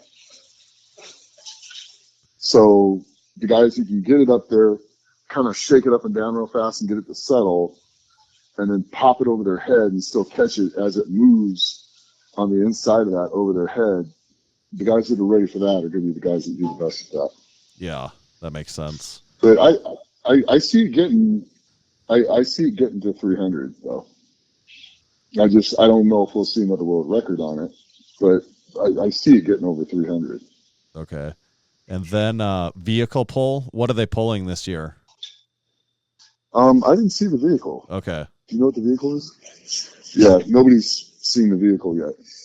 The dumbbells, yeah. Get over 300 pounds. The handles are bigger than the biggest ones. It's 16 inches. 12. So when the dumbbells get over 300 pounds, the handles go from 3 inches to 3.5 inches. Okay. And then the dumbbells get bigger. The last dumbbell is 16 inches around. So it's enormous. Trying to get it up on your shoulder, even just to balance there, is going to be a pain in the ass. Correct. And the biggest one is 343. Okay. Okay. Yeah, so that's kind of nice. Thanks to Chad Corey for the update. Okay. Shout out, Big Chad. He got to go down to the phone yard, so he saw some of the stuff. Okay. I wasn't here when everybody was down there yet. Talked about the vehicle pull a little bit. We don't know what it is, but so the vehicle pull, Gregor's back doing equipment this year, Gregor Edmonds, which is awesome. It's great to have him back.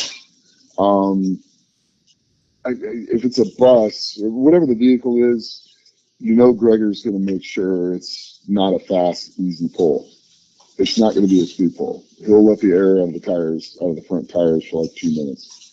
I don't know if you guys knew that's what they do, but like when they pull buses and stuff, the buses are usually not super heavy, so they let the air out of the tires to slow the buses down. And if they make it a big, heavy, hard pull, I don't know. It seems like it even favors the big guys more. I don't know. Maybe that's not true, but yeah, it seems like when it's a really heavy, hard pull. So Mateus and Brian will probably be the top two on that event. Yep.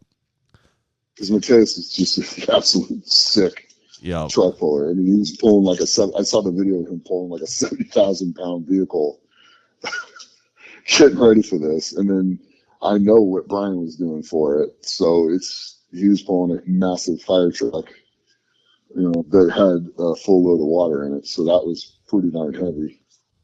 And so those two are probably going to be the best. I think Stoltman's got a good chance because he's so big and heavy and long, and tall. So that's kind of how I see the top three in that event going. Okay. And finishes up with Atlas Stones as per usual. Mm-hmm. Yep. Tom Stoltman's tough to beat at Atlas Stones right now. Yep. Brian's obviously good at Atlas Stones too. Trey is a hell of a stone. I mean, there again, none of them are real bad. It's probably going to be hard to beat Tom Stoltman in Atlas Stones, though. I would guess just he's pretty.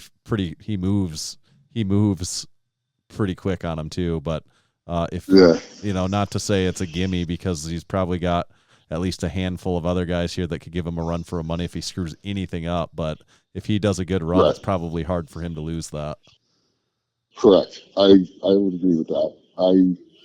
I can see Trey Mitchell also being right there on those. So, I mean, I can see Brian right there as well. I think that'll kind of go Stoltman, Brian and Trey, or vice versa. Okay. On that one. So we went down the events. We won't go, who's going to finish 1 through 10, but what do you got on your podium then? Who do you think is going to be your podium for 2023 World's Strongest Man? Wow. I think it'll be Shaw, Stoltman, and Mateus on the podium. Okay. And who do you think is the odd man out there in fourth? Hooper. Okay. Yep. I've got I went, so say again your podium. You said Shaw, Stoltman, and Mateus. Yes. Okay, yeah. I had Shaw, Stoltman, and I said Hooper. And I just wasn't, I'm just not sure about Mateus. It all depends on, I guess, how good a shape he comes in, because he obviously could be up there and has been several years in the past. So that'll be interesting. I've got, I went Shaw, Stoltman, Hooper, and then I've got Trey just on the outside. But it is funny, if I go even all the way down to like 8, I could see anyone like 1 through 8 really being there. I can see Trey being third, between third and fourth, maybe even fifth. Trey's in really, really good shape. So do you think Brian gets his 5th then? I think Brian's on a mission to get his 5th. I think the events are pretty decent for him overall. Yeah, his name was brought up a lot when we were saying who's going to perform well in these. Yeah, and so the events are really good for Stoltman. The events are really good for Brian. Right. And I know Brian's sole focus has been this year. Yeah. It'll be exciting to see. Without a doubt. Yeah, it'll be exciting to watch it play out. He's been training like a man possessed. I mean, he truly has. Yeah. So he's my, I love Brian to death. So, but I've seen what he's been doing, and he would be my pick. Okay. I've got him too. I'm taking Brian too. I got to go. Go out with a bang here. Yep. I gotta stick with Team USA on that one too. His goal is to leave his mark on history. It would be exciting to see him get the 5th there too. That would be It wouldn't get much better than that.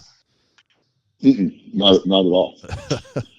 Okay. Not at all. And so, it's fun to watch. It's going to be incredible. I mean, anything can happen because you never know. The reason why we do this is because you can do this all day, but something weird in all of this is going to happen. Well, and one injury from one guy changes everything too. It's just one guy rips his hand somewhere. Yeah. And it's just and then it just changes everything.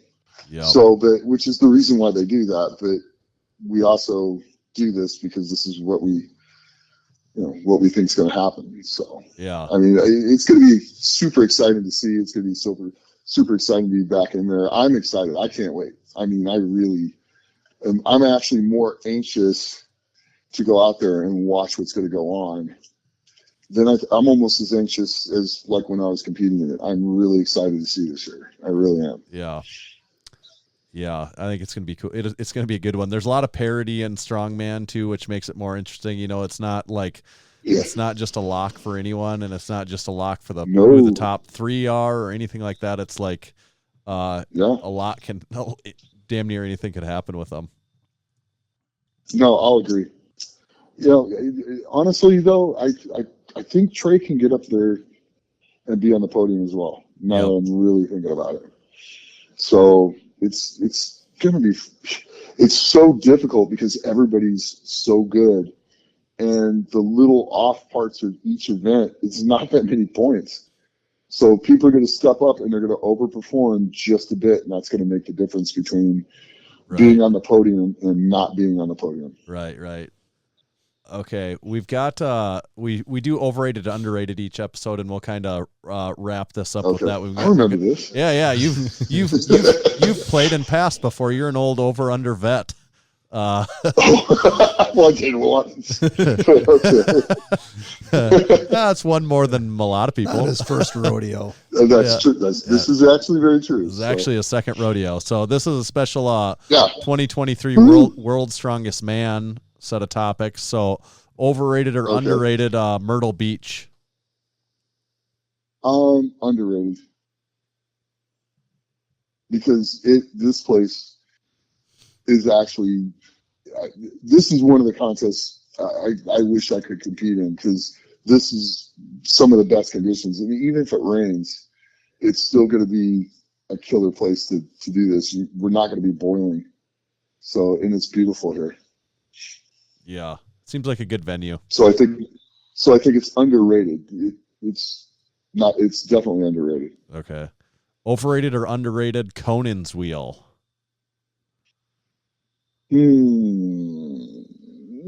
I'll go overrated on the Conan's wheel.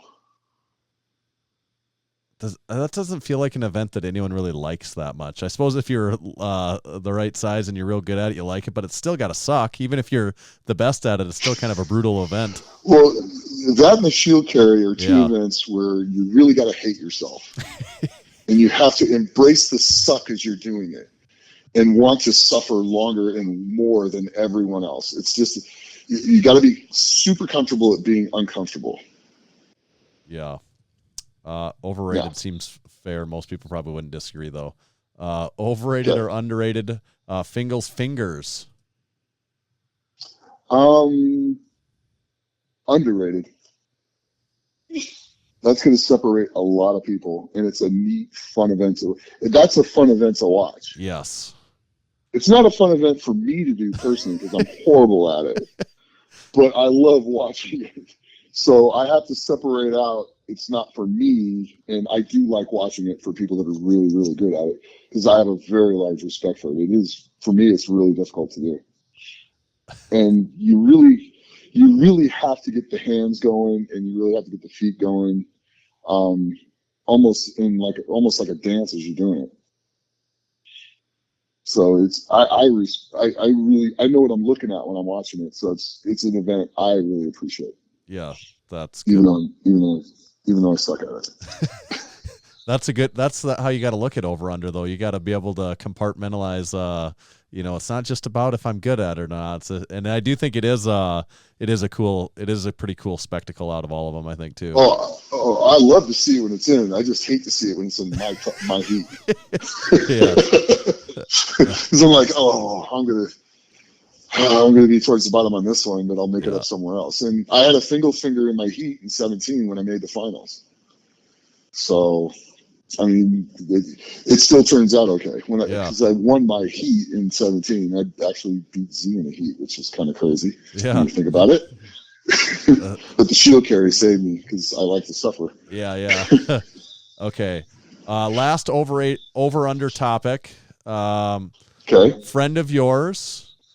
Former World's Strongest Man winner himself, and always a presence every year, and everyone's always got an opinion. Overrated or underrated? Eddie Hall. Actually underrated. I'll go with underrated because he's a good friend. He's an amazing father, and he was a phenomenal strongman competitor. So his career was still pretty long, but I mean, the last 3 years of his career, he did some just absolutely amazing things that not a whole lot of people have were able to replicate. Yeah, and I think, obviously good at strongman and everything, but he makes everything a little more fun and a little more interesting and a little more exciting. So that's always a win, if you enjoy a sport and there's someone in it that makes everything more fun, that's important. Oh, he does. You just got to be careful when you're around him. And like if he's eating a lot of beef and broccoli, you do not want to be near him or in an enclosed area with him. So, because he has no problem just blowing everybody out of the area. And then if you're out in the woods, like filming something with him, and you got to go to the bathroom, you got to make sure you go nowhere near him because he will come try to piss on your leg.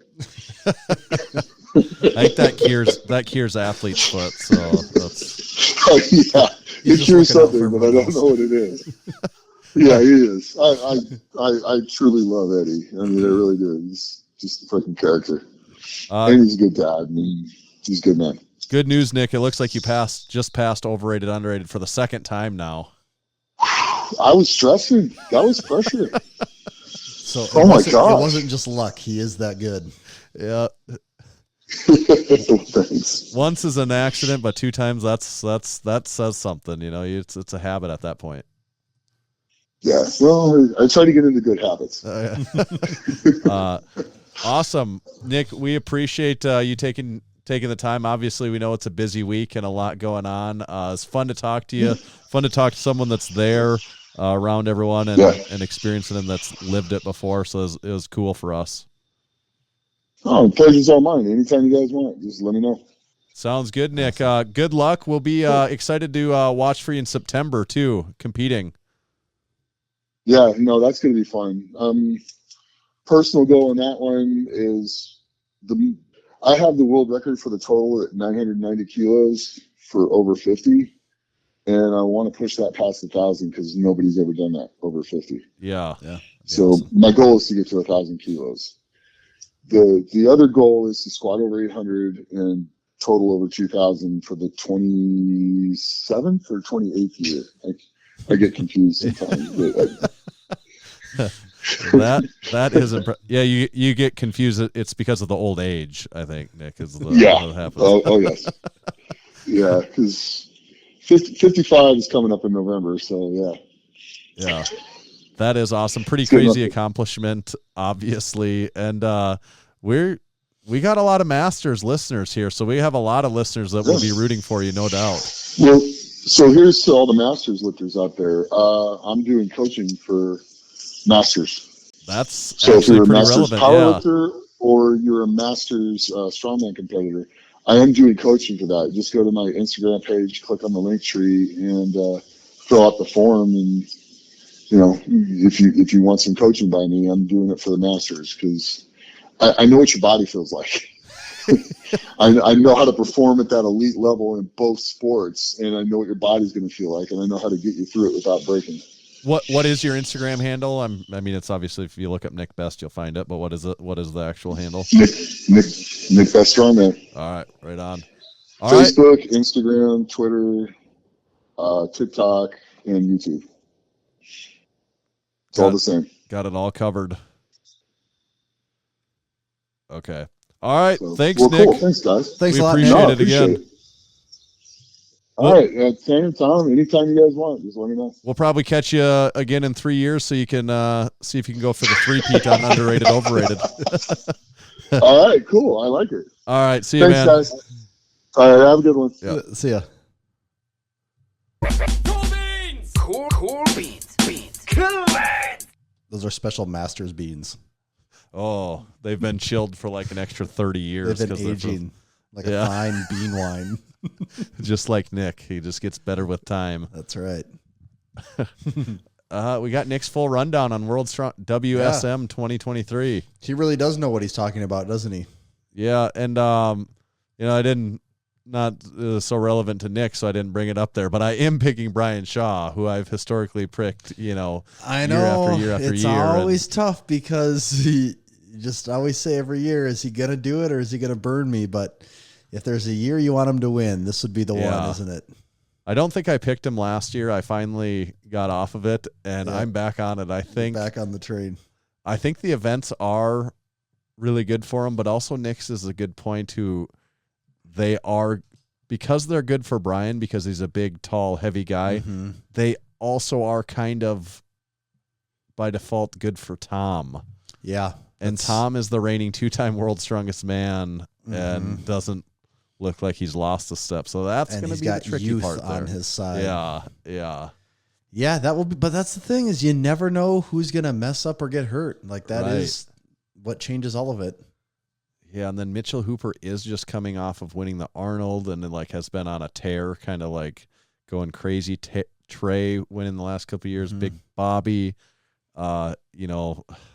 Mateus is Alexei always Novikov, a so former good, winner. but it's like, how bad is the deadlift going to hurt him? And I really do think Evan Singleton is going to do really well this year. So I don't know. I think everyone's going to win. They all win. Just make them share the podium.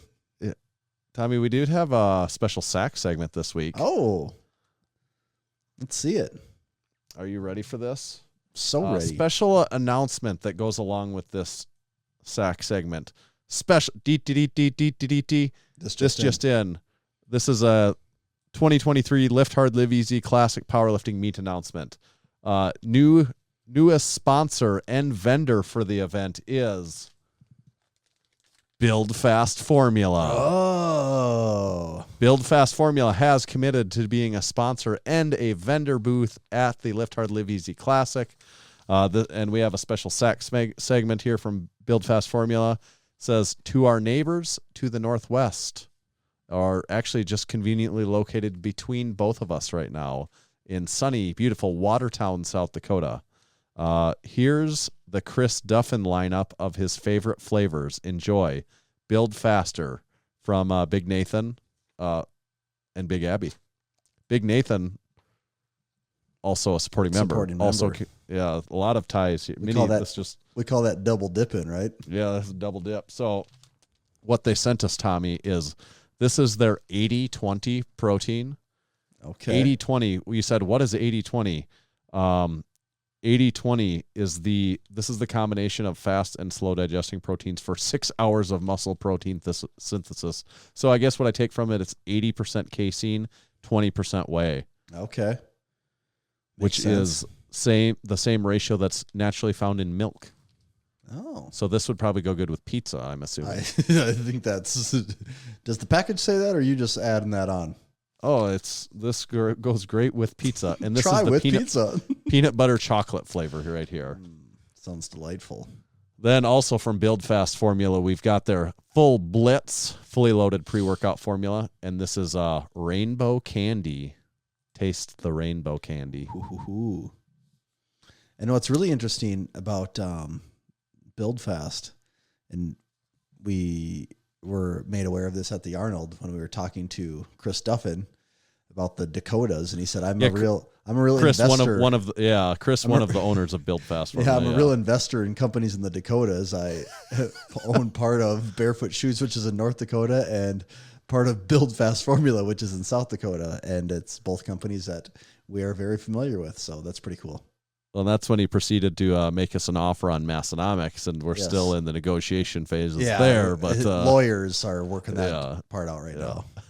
And then we've got the Vaso Blitz dual nitric oxide. Oh, I would also mention the pre-workout. The first thing I always look out at any pre-workout is the caffeine, and this has 335 milligrams per scoop. So not messing around there. So that'll stuff. That's a half scooper for me. But then the beauty of half scooping pre-workout, it lasts twice as long. Instead of the regular servings, I get double. We'll have to do the math on that one before we can say for sure. But it depends on how mean median mode plays out. This is the dual nitric oxide support, and this is lemon drop flavor, lemon of some sort. Throwback.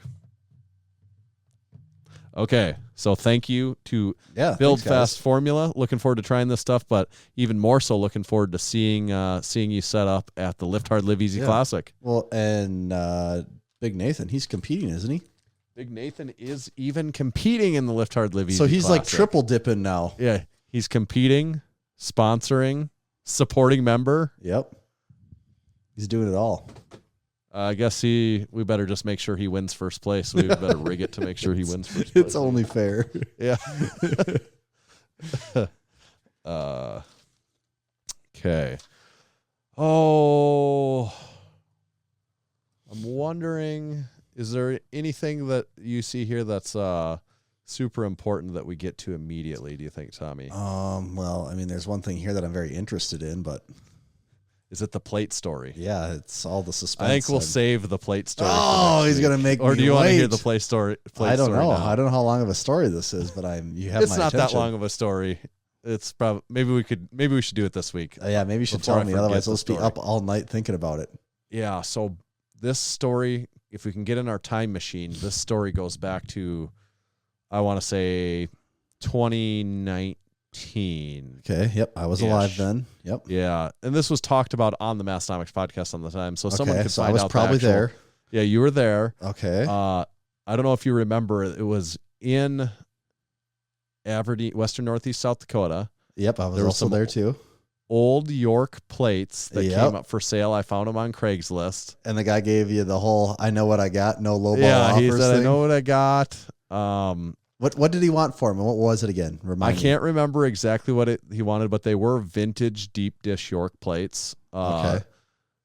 I can't remember exactly how many there were. If maybe there was about approximately 6 plates. Some of them were nicer. There's at least a couple that were really good quality deep dish York plates. Those can sell, depending on what it is, for $1,000 a pair right now. Really? Yeah. That has skyrocketed then in the last 2 years, they're hasn't expensive. it? Yeah, they're expensive. And at the time, if I remember correctly, he was trying to get the open market rate, and you were giving him this is the Western Northeast South Dakota rate. Right. In hindsight, I probably should have paid what he was asking. But at the time, I was spending less money on old vintage plates and more worrying about just like outfitting the gym in borderline necessities. You know, like it was like I've gotten to the point now where we have so much stuff, I can start to do Really more work of on this the odd, unusual items. Right. although I wish I would have purchased them. Whatever the price was, it was a lot less than what I think that they're actually worth now. But I ultimately did not buy those. They were literally sitting in the back of his old dusty garage, and we couldn't come to a deal. And he's like, "Nah, I'll keep them for that." And I'm like, "All right." And this guy's, in his 60s, and I'm thinking, "Yeah, you'll die, old man, and I'll get those plates eventually for half of what we're talking now." So he lives not that far from where I live now. Okay. He lives a few blocks down the road, and I've lived in my current residence for like 2.5 years. And it's in a path that I can choose to drive that way. It's not the way I drive, but if I want to drive that way, I can a lot of times. You're not going out of the way to go. I'm not going out of the way. It's just it's an alternative route. And I had started thinking about it more over the last year and a half here, I would say. And I wasn't like going to just like go beat on the guy's door. But what I would do you were is going to like sneak into his garage, wait till he's asleep. I'd be like, I'll get these plates for free on the 5-finger discount. But I just always thought if I catch him outside, I'm going to stop and ask him, because I'm guessing those are still just sitting back give there. him the, hey, funny seeing you here. Yeah, yes. So I drove by this guy's house like a couple times a week. I would do it a lot of times like when I was in no hurry. It's like a weekend or something like that. And I'm like, if he's outside, this would be a good time for me to stop and visit with him. So a couple times a week for the last. And are you thinking in your head that this guy will for sure remember me? Because you look drastically different than the last time he saw you. No, I'm thinking I'm going to have to. Okay, reintroduce myself. Right. No, I don't think he would. I was not under the assumption he would remember. I was going to have to bring it up and be like, remember that? I know you had those. And I've been driving by there for. I've driven by there 100 times and finally he was outside. I was like, holy crap, he's outside. I almost didn't know what to do. I was, it would just become a habit to drive by and look and be like, acknowledge that he's not outside. And I'm like, well, maybe he did die. Who knows? Mm-hmm. He was finally outside, and this is just as it got nicer out. So I'm like, I can actually stand outside and communicate for a little while and not freeze to death. So I better. And then for a second, I'm like, I don't know why, but at a split second, I said, should I even stop? Like, I don't know. Like, do I even want to have this conversation with a stranger, when I could just go home and not do this? And then I'm like, I've driven by so many times, it'd be a fool not to stop and at least ask. And now's your shot. Yeah, I got to shoot my shot. So I get out, walk up to the guy, and he's just standing at the entry. His garage door's open. He's just literally standing there, just doing like old guy stuff, which is like nothing, just standing, kind like, of staring surveying. off into the distance. Yeah, like that's literally all he's holding doing. a broom or something. And I come walking up, and I go, hey, remember you had like 3 or 4 years ago, you had some old weights for sale? And I should have been like, some old piece of junk, shitty ass old crap weights that nobody would want. And he's like, oh yeah. I'm like, I stopped and talked to you about those. And I was like, you don't happen to still have those, do you? He's like, no, I don't. Funny story about those. I had them listed on Craigslist. A guy drove all the way from Georgia to purchase those and drove them back to Georgia. A gym owner, he said, in Georgia, a collector, I assume, actually, is what it was. That's too much. Yeah, and he's like, he drove all the way here, and it was to get these plates. I don't. That's too much. That is too much. Don't drive there to get them. That's too much. And I'm like, that guy wanted them worse than I did. Oh my God. Yeah, that's insane. I thought that was insane. Yeah, that is. Like pay a lot for shipping. Don't drive all the way out there for those. But I guess Georgia. maybe if you're making a trip out to Mount Rushmore, there was something else. I like to think there was something else. I do too. Because that's probably like a 30-hour drive. That's gotta be. That's really far. Yeah, and he proceeded. We talked for maybe 10, 15 minutes, and he told me a lot of old Aberdeen YMCA lifting. He did he knows all the names of all the familiar names of people that actually a relevant name. We've probably mentioned Tran Kong on the Massenomics podcast before. Boy, I don't know if we actually have ever or not. But Tran is. I've what? never met him before. Even Oh, you haven't? I've never have. No. Okay. You know He's what even- Tran looks like though? Kind of, sort of. Yeah. Tran is a local long-time lifting figure in the western northeast South Dakota area. Tran is, I think, now like 63. If you're unsure, all you'd have to do is run into Tran and he would tell you many times how old he is now. But he's still in pretty good shape. He was a power lifter, a bodybuilder. Tran is... He would lift equipped, actually, wouldn't he? I don't know if he ever did that. Oh, okay. He I might couldn't have. remember if you guys said he had He like a could SWAT have. suit and... He probably did at a point, but Yeah. Tran is Asian. I can't remember where Tran is. You know, he has a thick accent. Asia? The continent of it. But I'm just trying to remember what country he was from. He moved here. He went to high school here in western northeast South Dakota. Okay, so he's been here a long time. Yeah, he's been here a long time, and he owned a gym in western northeast South Dakota for a while. But he's got a lot of like Tranisms where he tells you I these do certain remember you things saying that. that people that any of us that have lifted with him before, everyone knows these same catchphrases that he uses. And like one of them, you know, I'm not going to do it in his accent. Like I might if you and I were just sitting around shooting the shit. So it loses something without doing it in that. But I'm for the sake of me not sounding like racist when I say it, I'm gonna. Although that's not my intention, but I think it going comes light across. on the stereotypes. Right. Although it is the way he talks. So like, but I'm not going to do it. But he would say, "Have you ever seen have you ever seen a small gorilla before? Eat your damn banana." If you want legs like a chicken, eat chicken. You want legs like a cow, eat beef. I don't know if you want legs like a cow or not exactly, but it sort of makes They're it bigger. You bigger than get the chicken point. legs. Those are a couple of my favorite ones, but I do remember hearing you guys say all those. I didn't Yeah. know for sure that those were from him or not. But yeah, those okay. are his classic couple of classic Tranisms. But other thing about Tran, he's got a lot of the old YMCA plates. Oh, really? All of the old YMCA weights in his basement.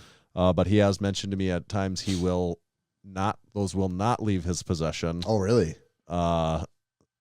But there again, he's at least 30. He's about 30 years older than me. So, although he is in very good shape, I believe I will outlast him. Right. And And the those plates will for weights- sure outlast him. Yeah, we know about the plates. How I feel about plates, how they last, Yep. outlast all of us, and we don't really own the plates. We are just temporary caretakers for the plates. Exactly. So you are playing the long game on that one for sure. Yeah. I don't know where I started that story or where I ended it. No, I think it all made sense. Okay. Wow, a lot of closure on those. I was really waiting for the real kicker was going to be, and the guy from Georgia Bottom, and his name was, and we'd say, His name was who have we ever had anyone on the podcast from Georgia? I don't know. That seems like no one that sticks out to me as from No. Georgia. That's where Constantine Janashia is from, though, right? Yeah, he is from Georgia. That is factual. Yes. I don't think this person drove from that Georgia, though. In his car boat. Okay. Want to make sure to tell everyone to check out SPUD Inc. It's spud-ink-straps.com. Head over there because SPUD Inc. started because the lifting straps available at the time were not tough enough to handle the daily punishment that comes with training as a power lifter or that could easily fit in your gym bag. SPUD Inc. created their straps to withstand whatever your training puts them through. Finally, they have training gear that works as hard as you do. Whether you're looking for belts, harnesses, deadlift straps, sleeves, bow ties, pulley systems, just about everything, SPUD Inc. has you covered. Check them out at spud-ink-straps.com. They've got free shipping on all domestic orders $75 or more. And make sure to let them know that your good old buddies at Massenomics sent you. Thanks, SPUD Inc. And today's episode is also brought to you by Texas Power Bars. Buddy Capps first started lifting weights in the late 60s and began powerlifting in the mid-70s. At the time, he was working for Image Barbell building gym equipment. Around 1976, a local machine shop started making Olympic bars for them, calling it the Image Bar. In 1977, Image Barbell became Champion Barbell. It was then that Buddy started looking at the bars with an intent of changing them for the better. In 1979, Buddy bought his first lathe to begin addressing the known issues. In 1980, his passion, drive, and purpose now had a greater mission. Buddy set out on his own to make what he believed was the greatest bar he'd ever seen and trained with, and the Texas Power Bar was born. It was strong as a house with the best knurling and was maintenance-free. Hundreds of state, national, international, and world powerlifting records have been and continue to be set and broken on the Texas Power Bar. To learn more about Texas Power Bars and buy one of their legendary bars, visit texaspowerbars.com. Thank you, Texas Power Bars. Make sure everyone to check out our drop that we talked about. It's coming out this Thursday, the 27th. We're excited about this one. I do really enjoy the pocket tees. Everything else new that's coming. Sign up to become a supporting member. Leave us a review. We got to get on our way to 600 now, don't we? Yeah, it's no time to sit around and talk about it. We got to get on to the next thing here. We got to get off of our asses, put these asses on a few horses, and get to riding. Yeah, we don't want to be has-beens here. We got to keep moving. Rather be a has-been than it never was. Tommy, where do they find you at? You can find me at Tomahawk_D. You can follow me at Tanner_Baird, but just make sure to follow Massenomics at Massenomics. There you go.